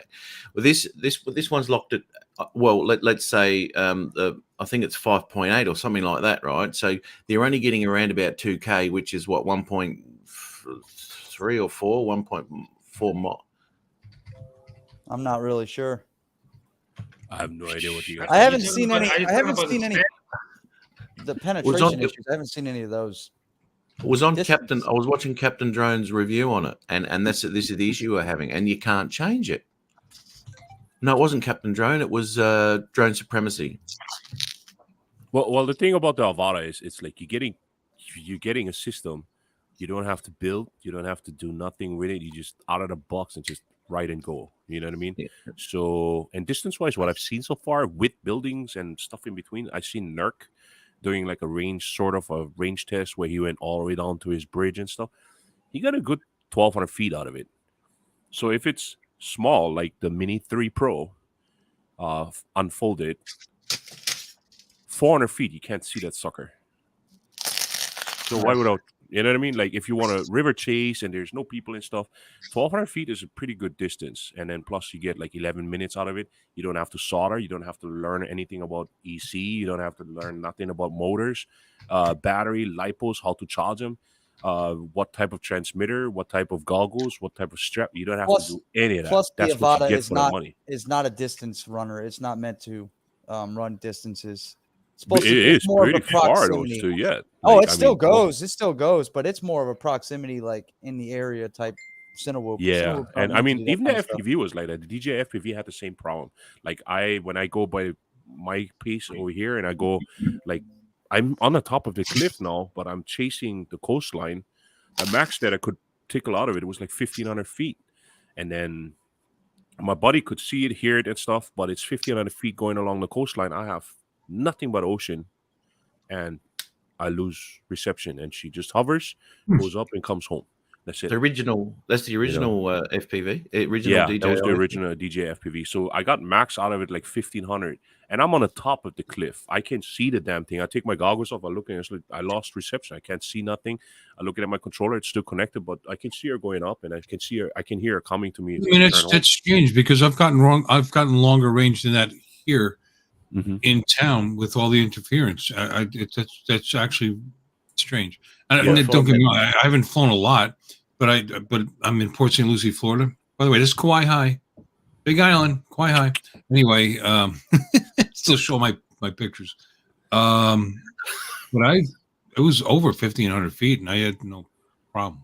Yeah, I mean, the max that I got out of it was pretty much that without losing some sort of. I don't know if it's the lava rock. I have no idea. You know what I mean? I don't know. It is what it is. I mean, we get areas still yet where you don't get cell phone reception, where you don't get anything, like no GPS, nothing. You know what I mean? Like, to lock on freaking for the Mavic 3, lock on satellites took me like 5 minutes before the damn thing even caught like 5. So, but it's weird. Like, I don't know, but yeah, I'm looking forward to the Avata, and for me personally, it's pretty much just I'm going to be able to bang into some stuff like a little bit. Like with the FPV, it was more like a cinematic coastal thing higher up. I never used it for go underneath trucks, underneath cars, in between buildings, whatever, going through a small building or what you call those gazebos or whatever in the yard, you know.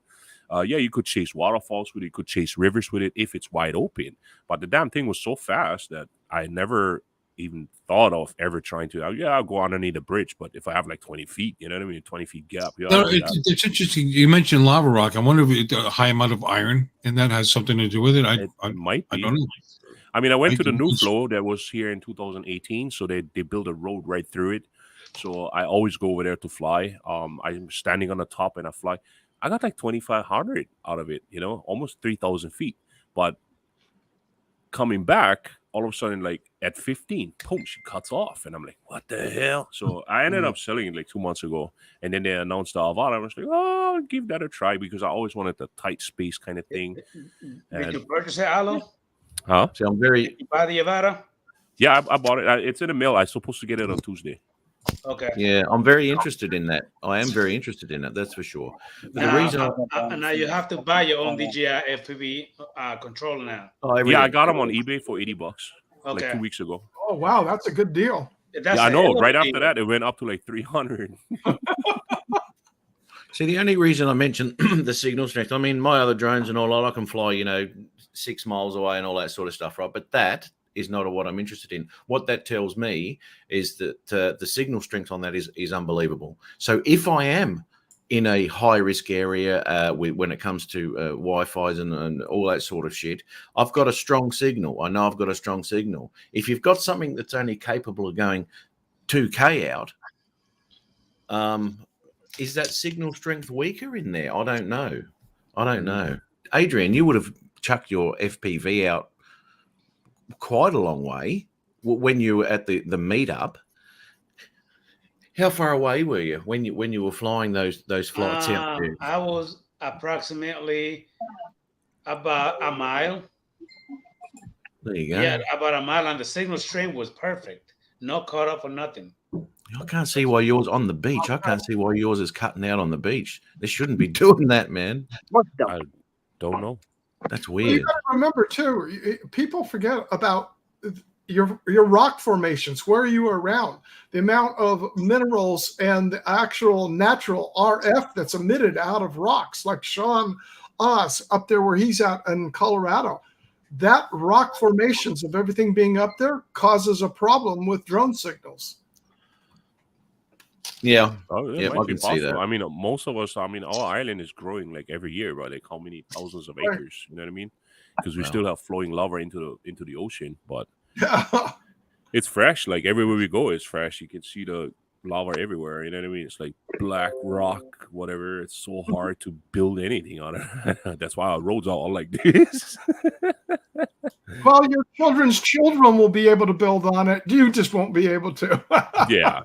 I'll just enjoy flying it. That's pretty much what it is. So I just like to fly all the time. I always gotta find just the right excuse to tell my wife why I need that drone. You do need it. You do need it. It's imperative. It's a lot safer. That's what you got to say. It's a lot safer because everyone puts the word safety there and they get away with anything these days. It's true. But I am very interested in that little quad. Very interested in it because I didn't buy the original one because it's a beast, and where I fly and the times of mornings. That is and all a that sort of screamer, thing. man. That drone is loud as hell. It's it'll really pull the attention. I mean, it's a great thing. I love the sound of it. But I was waiting, and this, so I got these little FPV things here and all that. They're great fun to fly around, but I'm definitely not going to be getting any sort of, All right, guys. I really appreciate that you guys was there. That you guys had me today, hospitality wise and stuff. I totally enjoyed myself, but I gotta make dinner. It's all right, mate. Good to see you, bro. Thank you for being here. I really appreciate you, man. Pleasure meeting you. Take care. Later, man. Take care. Have a good rest of the holiday. Okay, so again, I do apologize, but we got Matt here, so whatever he does, don't blame me. I have nothing to do with it, So, all right, let's go. Oh, that I Matty have just no gave me problem with being here, buddy. and Bill doesn't care where he is at the moment, so that he doesn't Nope. count. Fine. I'll apologize for eating on camera. I have not had a thing to eat all day, all Blah, night. blah, blah, Well, blah, blah, wasn't blah, talking blah, about your eating, I've mate. been up since 7 o'clock this morning. And it's now 12 o'clock in the morning. By the way, And I haven't had a bite to eat all day. Bill, Couldn't take it anymore. What? Bill, I need to know who's that hunk back there. What do you think? That's I don't me. know who the hunk is, but he won. That's me. Adrian, you're scaring me. Adrian, that's the before and after shot. That's right what I'm there. saying. It's Kauai High. At the time, Kauai High in the Big Island was ranked one of the top 10 beaches in the world. So I had to go there and check it out, and it just seemed like a bunch of sand. But anyway, it was nice, and went there and took my picture. That's it. That was back in 2002, 2001, 20 some odd years ago. So There I am at 40, maybe 40, 41 years old. Matt, are you going to pull the plug on the Avada? At the moment, fucking hell. Now, Matt, it only comes with a motion controller. You got to buy a controller separately. Yeah, that's just comes with one of the bloody packs they got, I guess. I don't want to use the motion controller, although, you know, that'd be a bit of fun to muck around with, I guess. But I don't know. It just doesn't seem, even with the original one, it just didn't seem like, I don't know. I just don't like the idea of it. I like to have the sticks, you know. But anyway, but yeah, I'm very, very seriously considering it because from what I see out of the camera's not too bad. I looked at the specs on my show the other night. It looks pretty good. You know, you can't expect shitloads out of it, but totally adequate for what we're going to be doing, because you wouldn't be flying FPV at bloody night anyway, so you don't want to worry about not low light stuff. And the way it flies, it's pretty smooth and all that sort of stuff. And but there have been some issues which I saw where the drone was just losing power in midair, and it was just dropping out of the sky. And it's all to do with the battery connector at the back, because apparently the battery slips in and it's got a little plug and you plug it in, right? And the battery, he has, this is drone supremacy, I think. He's knocked it, knocked into something, and it's dropped out of the sky because the battery has just moved slightly. So there's a little bit of a really fine connection issue there, I think, with that that quad, which is a little bit of a worry when it comes to that. Because you want to have full confidence. You can bump that thing around. You have full confidence that thing in the air, mate. Because in all reality, you're not looking at it. You're solely relying on what you're seeing here. So you've got to be very aware of where that drone is. If it does go down, you can go get it. So it's, I don't know. There just seems to be a couple little issues there with that battery connection, which I don't know. I'll have to research a little bit more. But in all honesty, the Spark had an issue too. People's batteries were falling out of those things when they first popped out. The locking mechanism wasn't working, and because it's a belly hung battery, where else is it going to go except bye? Down. Well, I have not seen that issue yet from anybody. And actually, the battery sits on the frame, not underneath. Yep, that's right. I can imagine it would probably pop loose if you hit it hard enough. Maybe. Well, you know what's really funny is take a look at Jevon Dovey. He has the video he put out called "My Crashes." I'll tell you what. How many things I don't know, and that thing just turned it over, flipped it up and away, and got right back up and kept on going. Yeah, it's a tough little booger. I was very impressed after watching his video he put out. Yeah, supposedly it's pretty tough. And I know what he crashed into, because I don't live but 5 miles from the area where he was flying, and where he crashed into those columns. Those are all stone concrete filled columns. It's not giving anything. Well, that's what I do like about it, especially when because we're talking a lot of proximity stuff. I'm guessing with that thing being a Cinewhoop type thing, totally different animal to what the original FPV is. But you can get similar shots, I would imagine. Yeah. But I am really interested in looking at it. Really interested in looking at it, and I may just do it. Give it a couple firmwares. It'll be put in place. Yep. It'll be up to par. Yep. Well, yep. Matt, this is what I did instead. This is what I got instead. I saw that. Yes. How's that going, mate? I didn't have time to fly today. I'm going to fly it tomorrow for its first flight. It's all updated, ready to fly. Which one is that one, Steve-O? That's the Autel Light Plus. Okay.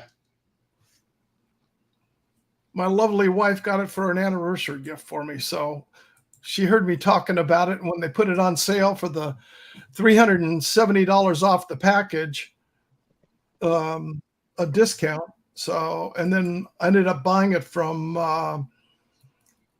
B&H, and with their online store, I saved the sales tax off on that. So that was another $116 in sales. What you laughing at, Matt? Share. Thanks, guys. I'm not sharing that what I just received in my messenger. No. Okay, well, you're a jackass. Yeah, well, I would, mate, but it's a family show, brother. Yeah, we don't want to know your. Never mind. I don't even want to talk about it. Never mind. Yeah, no, this is absolutely. I say never mind. Okay, I get it. All right, chill. Oh no, I'm sharing it, mate. You wanted me to. Hell no. I want to see it.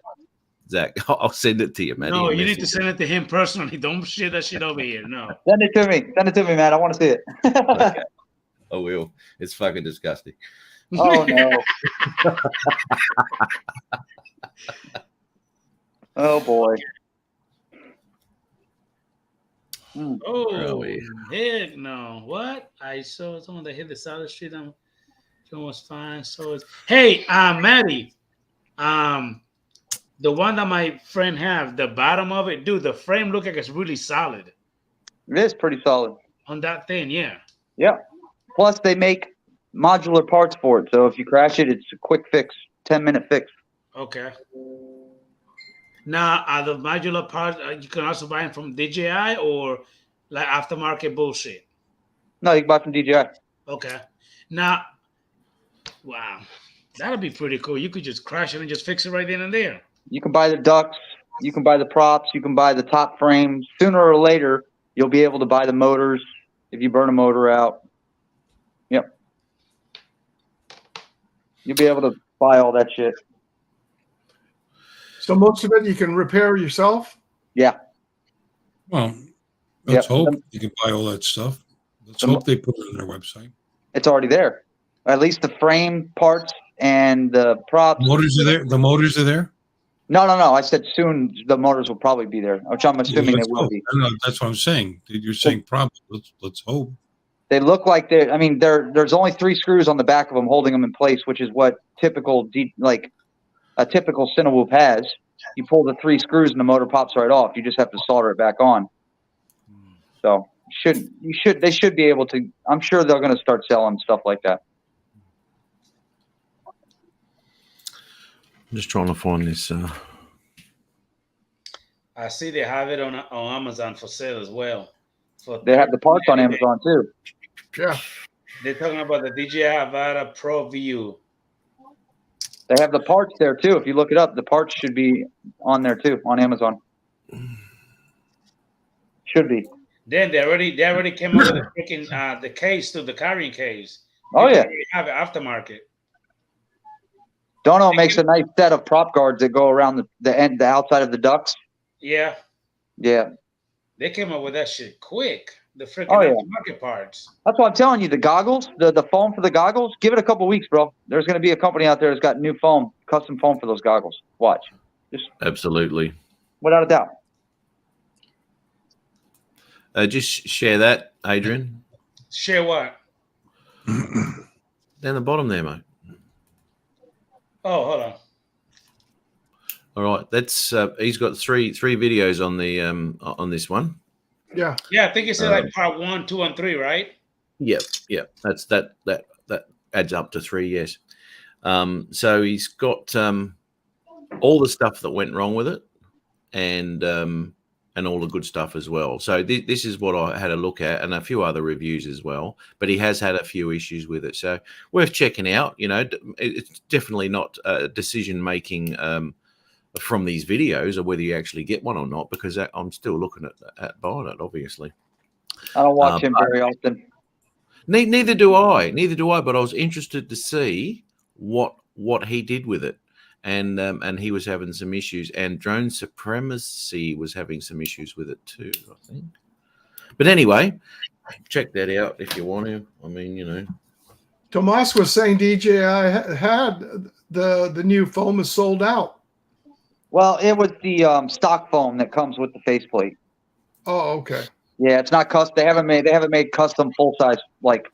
So I hear it's because of the light leaking on the side. A bit, yeah. Some people have light leak on the side. Some people have it on the top. Some people have it at the nose, because they're smaller form factor. When you get a smaller form factor, they're going to fit different heads. Sure. Everybody wanted smaller goggles. They got the smaller goggles, and now they're bitching because they got light leak on the side. And not only that, put a paper bag over your head. Done. Well, it's not only the light leakage they're having a whinge about too. It's the fact that the original V2s, or even the first ones, have got a wider screen, and you've got a better immersive sort of experience with it. They're bigger screens, and now that the people are getting used to that, and they get these new ones, and they think they're shit because they're so much smaller. It's going to take time to get used to. It's definitely going to take time. Yeah, yeah, but it's like anything, you know. When the first goggles came out for the digital of the DJI, no one liked them. Oh, they're horrible. They're this and that. They're huge. They're big, and blah blah blah. Because everyone's used to chucking fat sharks on their heads, you know. Yep. And now everyone loves them. And now we're going smaller again, getting towards the fat shark. No, it's nowhere near the size of the fat shark, but I'm just saying they're getting smaller, and everyone's whinging about the size of them. Now they're hating them again. Yep. So you can't please everyone all the time, can you? No, you cannot. Nope. Oh, Al's got a link in there. I'll check that out, Al. Yeah, it's the Avata camera versus the Hero 10. Right. Okay. Pretty much. Well, that's good. That's good. I mean, I looked at the specs, pulled up the specs of the camera, and it's a pretty decent spec, you know. I mean, you'd be struggling. It's definitely better than the first one, that's for sure. Yeah, now that's fantastic, and so they should too, you know. I like the images that are coming out of it, you know, and you can pick your field of view too. You can pick your angles. Yeah. Doesn't even know. You know, like you can on the Mavic 2 Pro, you can have full field of view or HQ, you know, so you can widen your view and all that sort of stuff. Hey, so look who's back. Uncle Bill is back. I thought you fell asleep, buddy. Never went anywhere. I was here listening to all this arbitrary horseshit. Okay. You know, I'm right here. We're a lot of guests. Robbie Gray was just direct messaging me on Facebook, and he says that he must be listening in the background. So he says he loves these new goggles. Yeah.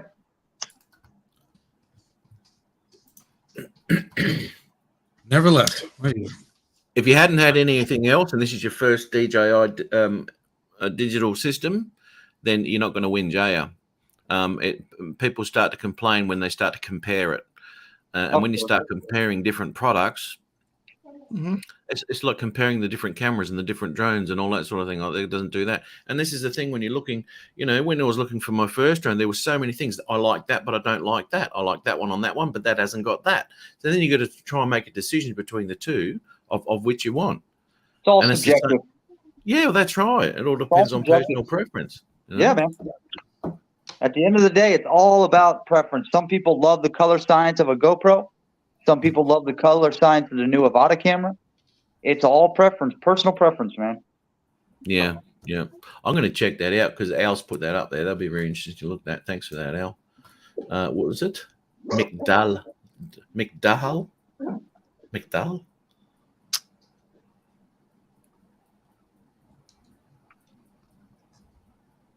Is that thing keep coming on, Matt? No, it hasn't come on lately. GoPro, turn on. So No. you can actually talk to it? Yeah. Okay. GoPro That's turn off. I only found that out about me missus the other day too. Julie, make dinner. It's working. Hey, Matt, Thomas Yo. Ayers said this. yeah, Issue you got- is people comparing their data to completely different drone. You got Exactly right. somebody- Yeah. You get somebody with a DJI FPV drone, and then they go to fly the Avata, and they expect it to fly like the DJI FPV drone, and then they Yeah. say, "Well, this thing sucks." Well, Yeah. you're flying it wrong. Why would That's they right. expect that? They're two different types of drones. I mean, They are. Everyone says, "Oh, it's slow." Oh, it's pretty slow. slow. Oh, it doesn't bank right, or it doesn't do this Yeah. right, or it's One's a whoop and one isn't. The Oh, wind. my Air 2S is really good because my Mini 2 sucks. I mean, it doesn't make any sense. Hey, I'm gonna go. I'll see you guys. That's Have a right, good Bill. night. That's All right, right, Bob. Bill. All All right, right, Bill. later, Bill. Yeah. Yeah, they always and they're talking a lot about the wind too. Oh, the wind's getting held by the wind and all that. Well, what do you expect? When it's in GPS mode, it holds the and this is the problem they're having is obviously because when it's in GPS mode, you won't get a level going straight. You won't get a level. No, of course you not. won't get a level image, right? So No. when you put it into manual, it's like any other FPV. You're going to fight that, and you're going to have a lot more even picture out of that. Oh yeah. I think I was joining laser party. Hey, brother, Tom, Lens Capture Online. Thank you for popping in, buddy. Yeah, there you go. He's got a whoop already there. Yeah. Yeah, look, but at the price point, I mean, it's up there, isn't it? It's up there. It's expensive. It is. But, It is. they're all gonna. Nothing's cheap anymore, bro. Nothing. No, they're going through the roof. Yeah. Hey, Steve, are you sharing something? I did. I took. Oh, I forgot to stop sharing it. Just the picture of Bobby Gray saying, "Yeah, he did get the goggles." Oh, okay. He got the goggles or he got the drone? Both. Oh, okay.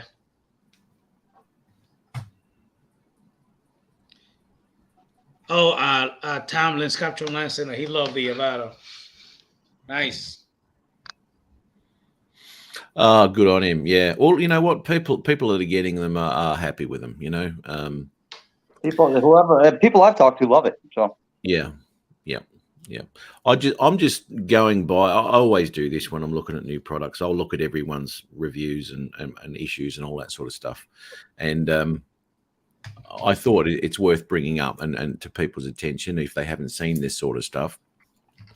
But as you said, it's a new one. It's there'll be another one come out more than likely. So, you know, any issues with the first one, they'll probably sort in the second. I mean, I would have been so pissed off if I had a mini, if I bought a mini, and this is the problem, and this is this is what holds me back sometimes, you know, because if I'd bought a mini, I would have been so pissed off because within a short amount of time, all of a sudden the Mini 2 comes out with OcuSync and all that. I would have been spewing. This right here is Tom's video with the Avata. Hold on. Yeah, that was a good shot. I mean, the quality of the camera looks amazing, actually. Yeah, nothing wrong with it, mate. Nothing wrong with it. But as I said, you know, you're gonna be pushed these days. And it's a 4K 60. Holy crap, that was nice. Yeah. He's using the motion controller. Is he? Yeah. So Wow. I'm assuming he's flying it with the motion control. I'm assuming. Go check out his flights. His first flight he ever the first several flights. I mean, he was just off the ground, not even a foot off the ground, just ripping. That's all he's been doing is flying with the motion controller. Oh, I know, and it's like holy crap, he said. Yeah. Wow. You remember that motion controller thing they tried with the Phantom? Oh yeah. What a disaster that was. It was a horrible thing. It was. Yeah, see, this is the sort of stuff I like, you know. It's and this is why I'd be getting this quad. And, you know? and this is the type of flying he does. And honestly, that's what that's meant for. That's right. Exactly right. Exactly right. Yeah. I mean, it looks beautiful. It looks nice. But see, I'm going to be doing that with my Altel Light Plus at nighttime. By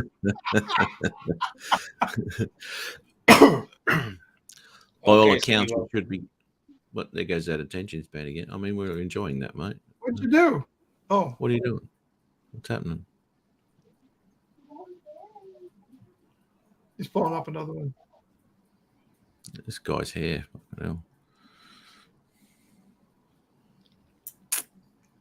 This is his first flight, Steve-O? Yeah. There you go. Yeah, that's some cool flying. See, that's where this thing excels too, is, you know, low level sort of stuff. And you've got, although, you know, if you crashed here, you'd be in a bit of trouble. But, you know, it's got that slight protection too when it comes to, you know, your prop protection, which is what you sort of look for in something like this, you know, because you're going to be doing proximity stuff and all that sort of good stuff. That the original FPV, that's a powerful unit, man. Powerful unit. Look at this straight through there. Go, go, go. Yeah, what you just said. Exactly. Some beautiful Go shot. under. Is he going to go under? Is he going to go under? Yes. Looks like he will. There you go. Beautiful. Got it. Ooh. Look at that. Oh, yeah. Lovely. That's the price of having Care Refresh, my friend. It's Care Refresh gives you the confidence. Hell yes, it does. Yeah. Yeah, see, that's nice, isn't it? Yo, the camera looks great, Matty. I thought it was going to be a shitty ass camera. No, dude, it's way better. Way better than the freaking original DJI FPV. Way better. That's what I'm telling you. You don't need to mount them. Mini 2, Matt? It's the same size sensor. It's a different aperture. So the Mini 3 runs a 1.8 or 1.8 aperture, and the Avata is a 2.8. That's why I thought it was more like the Mini 2, not the Mini 3. Yeah, but it does have the 1/1.3 inch sensor. So. Yeah, that's the one. Yeah. So the original FPV is 1.8. Did you say? Ooh, I don't know what the original FPV is a 1/2.3 sensor, and a 2.8 aperture. Oh, so they're both 2.8s, right? So the apertures are the same, but the sensor is what gets it. The 1/1/3 sensor is what's killer. Yep. Yeah. Wow. Okay. Hey, Marty, I'm looking at Amazon. They're already making ND filters for it. Already got ND filters for it already. Yeah, they got all kinds of stuff for it, man. All kinds of stuff. Yeah, it won't take long. All right. I mean, you know, people are looking for that sort of stuff. You know, it sort of comes with the territory when you release something. People are looking for NDs. Oh, they're going to use them for this because you can run Cinelike on this quad, so they're going to want to do their own color profiles and so on and so forth. So I can see that being definitely happening. Now, well, Adrian, gentlemen, I've got to back off. Our granddaughters are here, so I got to go back and visit. All right, buddy. See you later, man. Thanks for having me in, everybody. Have a wonderful, the ones that are here in the U.S., have a happy Labor Day. Yeah, you too, buddy. Enjoy the rest of your weekend. Matt, you take care. Shall do, mate. Take care, everybody. You, take care, man. Now, on the Mini 3, they reckon that the Cinelike is 10-bit, right? I don't know if it is or not. I'm not sure. That's a good question. The Avata's not. No, well, you know, you don't expect much out of that. But even with the Mini 3 now, I play with some of that footage. And to be quite honest, if it's 10-bit, you can't really if you're into that sort of thing. But I've found that you can't really push it like you can the 2 Pro or even the Mavic 3. Yeah. Do you have the Mini 3 now? No. I've got some footage though. Oh, okay. Are you planning on buying it at all? Maybe. Mini 3? No, Yeah. No. It's not really. It's not really cracking up to what it's. Look, in all honesty, I like the Nano picture a lot better. Even in daylight, the Nano picture looks a lot better because they're not using that original Autel color profile, number one, which is fantastic. It's a different color profile, so you're not getting as much magenta through your image. So yeah, look, it's a great drone. Don't get me wrong. And again, I'm sort of like being a bit critical when it comes to the footage that comes from those cameras. Yeah. But that's what I like to do. I like to. Yeah. But awesome little drone. That's for sure. There's nothing wrong with it. Yeah.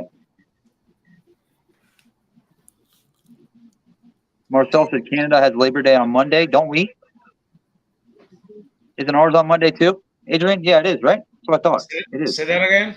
Our Labor Day is on Monday, isn't it? Yeah, Monday, yeah.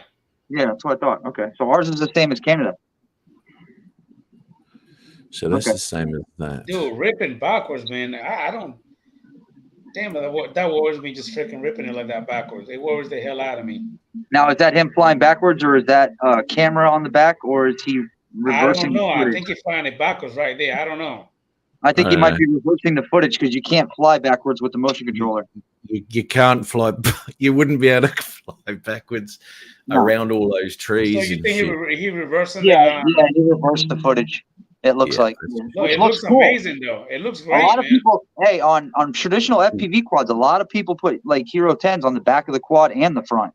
Yes. Because it's just that you get that extra view, you get that cool view coming through, bro. It really looks cool.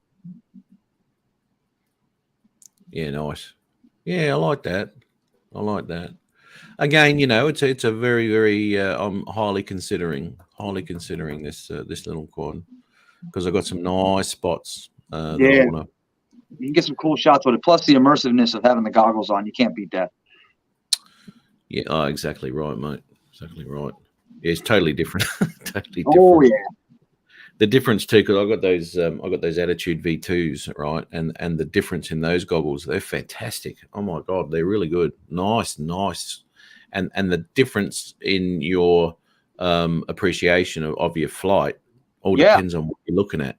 Absolutely, bro. Absolutely. And, that was I found that just miles above what I ever had. And these things here too, these are look at them. Fucking hell. Oh yeah. I started off with box goggles for my first pair too, man. Gotta love them. Yeah. Oh, they do the job, but it's not until you have something else you realize how fucking shit these are. Yep. Yeah, that's fantastic. Face forward. Okay. Yeah, Tom, I'll be on for a few more minutes and then I'll go ahead and call it quit. Hold on 1 second. I'll send you the link right now. I'm going to nick off anyway. I'll wait. I'll wait until Tom comes on, Adrian. Hey, Tom, I just went ahead and send it to you, buddy, on Facebook Messenger. Come on in for a minute, and then because I'm about to go ahead and leave in a little bit, but I'll stay for a little bit longer. I'm going to go, Adrian. I've got a few things to do. It's 2:30 in the Arvo. My God. Thanks for having me on, mate. Good to see you again too, Matty. You too, buddy. Man. Always a pleasure having you, man. Yeah. Good on you, man. And see you, everyone in the chat. Have a good weekend. I'll catch you soon. Okay, here we go. So everyone, Thomas, you can't talk, mate. Every time you come on show, you go through the whole chat. It takes half an hour for you to say good day to everyone. Hey, Matt. Tom want to talk to you for a minute. Hold on. What's it? Hold on. Wait till he comes on. Hold on. Give it a minute. He said he want to talk to you for a minute right here.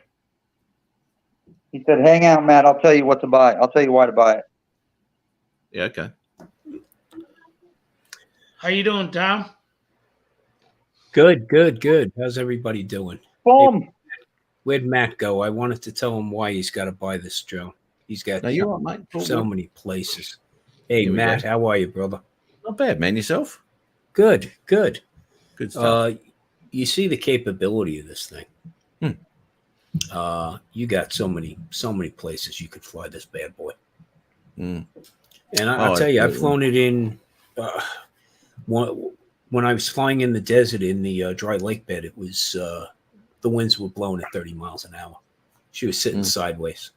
But what I've been doing also is I basically turned off the EIS. So I'm using the baked-in gyro data that's in. You're running gyro that's coming out flow. of the file. Oh yeah, I run gyro flow. Yeah, Okay, buddy. this way it doesn't over bake it. Also, you know, God forbid you try to even use like warp stabilization in Premiere or something. It doesn't do it justice. But the motion controller is basically an extremely immersive experience. So I think it's the most fun you can have with these damn things. Oh shit. The OSD is excellent because it does have the downward sensors and the only sensors. And of course, yes, I reversed that footage. Okay. So, but the downward It sensors. looks great, Tom. The reverse flight thank you, looks bro. great, buddy. Yeah. You got to mix fooled things me. up. You had me fooled. You got to keep I people thought you were interested. flying backwards. You got to keep people interested. I can't with that unless I really am double jointed and I twist my body around using the head tracking. The head tracking is off the hook. The problem is be in a wide open space. Okay? Yeah. Because you're looking one way and you're Drone pointing down the the other. motion controller a different way. You can't do head tracking with the RC, by the way. You can only do it with the motion. Yeah, you can only do it with the motion controller. So, but it's a little beast. Is it noisy? Yeah. But isn't every Cinewhoop noisy? But So- that's not why you're looking for it, is it? You know, you're not expecting No. it to be the quietest drone in the world. No. I want to Why would be it? able to occasionally hit a branch and bounce off it. Yeah.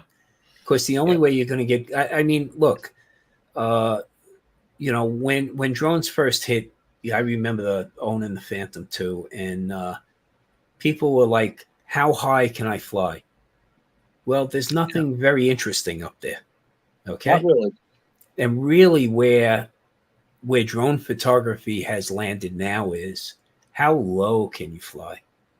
How close to the action can you come? Okay. You know, look, I'm blessed, man. This Red Rock Canyon out here, it's a national conservation area. You are allowed to fly there, except in a couple of designated wilderness areas with wildlife. But man, it's a gift.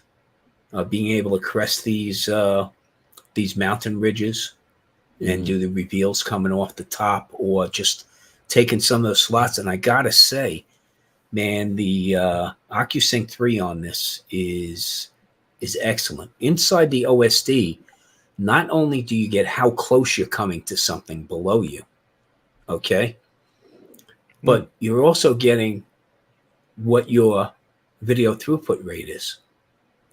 So you can see it scale down if you're starting to lose signal.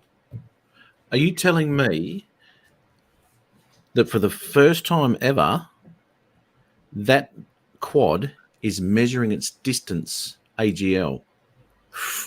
You are correct, sir. Yeah. That is what I have witnessed first freaking hand. Tell me that is not groundbreaking, Matt, right? It shows two levels. It shows both your height. It will and show you corner. your altitude. So when I go from mountain ridges down, I wind up in negative numbers, and you know that's never been helpful at all. But when I start strafing that desert floor, I can see I'm 2.5 feet above surface. The little red arrow that pops up and shows your height off the ground from the Right, center of the right dead center in a red little arrowhead with the distance, whether your imperial metric reads out right there. Okay. Now, the other thing to take into consideration here is you're not flying at DJI FPV speeds. Okay. Yeah, that's right. You're flying a lot slower. Okay. Yeah. Basically, if you're using the motion controller, you're flying at no more than 30 miles an hour. Now, of course, when you're 2.5 feet away from something, it looks a lot that's faster. huge. That's huge. That's exactly right. And It's from a not room content for error. creation standpoint, I mean, that's what you're trying to put out there, right? That's what you're trying to get out there. That's right. Yeah. Yeah. But yeah, I bought the drone, the Avata. It only comes, I wanted the goggles, the new goggles, which the only complaint I have about them is the same complaint I had about the original goggles. The foam face piece that comes with it needs to be replaced, and there needs to be a third market for that as quickly as possible, please. I had to purchase the drone in the Pro Vision kit in order to get it delivered. It was actually delivered the very next day. So I was blown away by that. Now, it took the Fly More kit a whole week after that to show up. But along with the Fly More kit, I bought a fourth battery because 2 came with the Fly More kit, but the charging hub holds 4 batteries at a time. And I bought the ND set, which in the mountains, I used the ND32. When I was down on the water, I was using an ND8. Just trying to slow things down a little. That was all shot in normal color profile. Okay. Swearing on a stack of Bibles. It wasn't color graded either. So, that's good. So the camera's excellent. Okay. So yeah, it is a Mini 3 camera with the exception that the aperture is set at 2.8 because it's not meant to fly at night. No. This is an FPV cinema. So no, what you're talking about too is 60 frames a second at 2.8. You're obviously a little bit wider, and that can actually blur the footage, which you're really not looking for. You're just getting a little bit of blur introduced into the image. Okay, you don't want to go down to a 60th. Okay, I would say 100th to 120th. Yeah, I was doing fine. Okay, and that's where I had to go up to the 32 when I was up in the mountains. So, but the complaints I have are the card slot is in a precarious position, tucked inside one of the propeller ducts. So that's a pain in the ass to open up the door, swing that out of the way to get to the card slot. Now, the drone comes with 20 gigs worth of onboard storage. So you could say to yourself, hey, maybe I'll just, shoot directly to the drone and pull it off on the USB-C. But, they were kind enough to co-locate the USB-C right next to that damn card slot in the same damn place. So high on your pre-flight checklist should be make sure that damn door is closed and snap tight. Because the last thing you want is that to open up. Because unlike the DJI M30T, this can't fly with only 3 props. So that door opens up, you got a problem. Yeah. But she flies well. It opens up on the inside. Yes. Yeah. God. They could not have figured out a better approach. I'm really, it's a pain in the ass. It's something you're going to begrudge each and every freaking time. Wow. Okay. That's crazy, isn't it? Yeah.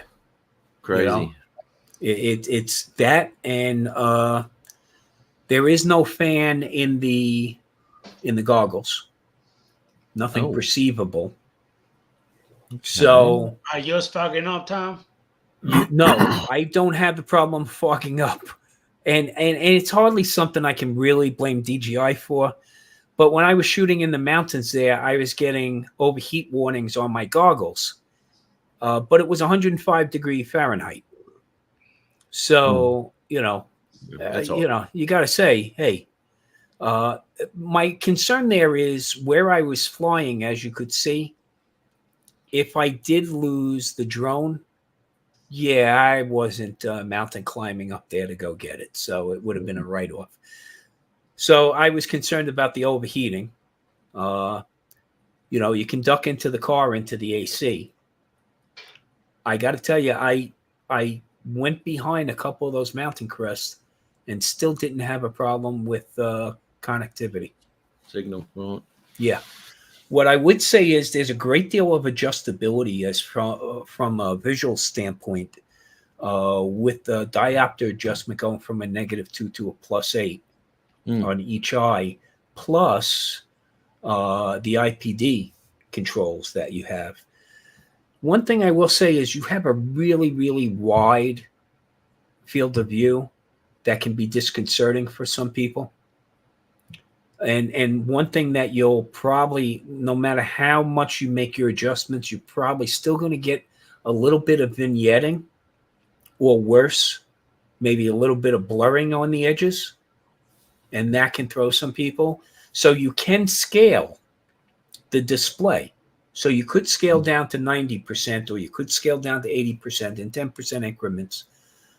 What is really weird about that is when you then, because remember the goggles, you have a DVR on the goggles, so you're recording. You're doing a recording, and what's great about the recording is you have all the on-screen display, all your telemetry is there, which is nice.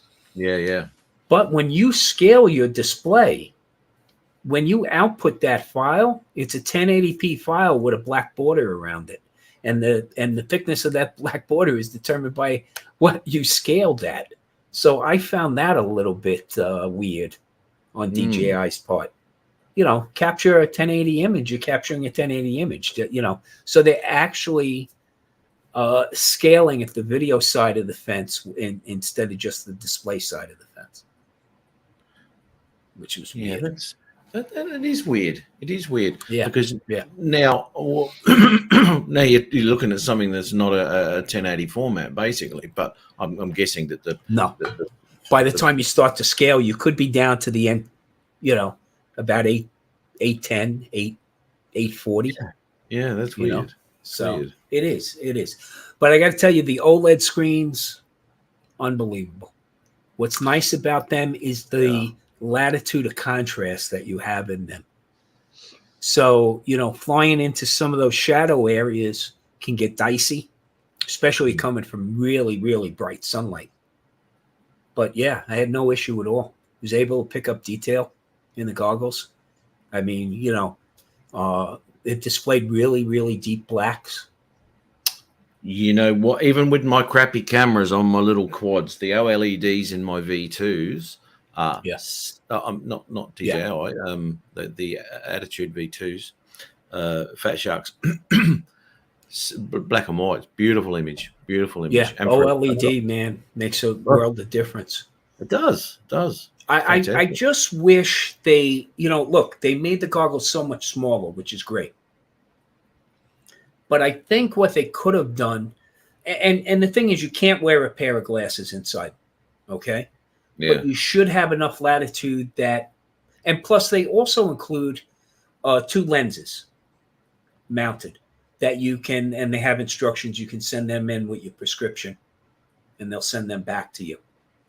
And you can just clip them in place, right? But I still feel the distance from display to eye is still on the tight side, where they could have gone just a little bit deeper and got some fans in there also. Okay? That I'd like to see. Because, look, the number one problem I think people have when they first buy it is the drone tends to overheat while you're trying to update the firmware. Okay? Because on the Avata, there's no fans in that drone either. So when it's sitting on the ground, okay, much like the same problem, people were having that similar problem with the Mini 3s. Okay? Don't just let it sit there, okay? At least spin props. But she'll overheat fast. But remember, I'm in a very hot environment here. Okay? See, that was the issue I was thinking about with the Cine too, with the Mavic 3, because if you're downloading a crap load of files off your because you've got no SD card on it, and your drone's got to be on while you download all your files. No, you can go into storage mode. You can go into storage mode and draw images without the drone being on. It'll just recognize it as another storage device. Okay, right, okay. Okay. So that that works a lot better. Yeah, I can see your point where it would just be sitting there. Yeah, Yeah. It's bad enough. It's bad. Oh well, I didn't know that. That's excellent. Yeah. That's excellent. Yeah. Well, that makes a big difference then. And of course, the only issue I had when I was out in the field was because I charged up those batteries and wanted to get out there. I had, now I have 4 batteries. But the second I put in battery number 2, I knew what I was up against. A 3-minute wait for it to update the battery firmware. Shit. Right. Yeah. Now, if you took a look at where I was, cell coverage is a bit dicey out there. Yeah. So I was like, oh man, don't make me leave this area and have to go find a cell site and then come back. But luckily, what I did was I got it to go through right away, swapped out batteries, did the other 2 batteries, didn't even do a flight until all 3 were done. And then I put it up. You can fly without updating the firmware, but inconsistencies are fraught with issues. So exactly right. Yeah. And especially if I'm out there flying, DJ, I could turn around and go, hey, it looked like the ambient temperature was 111 degrees where you were flying. So we're not sure that's covered under our warranty or not, So I don't want to get close to that discussion. The wax melted on my wings. Exactly. Oh, dude.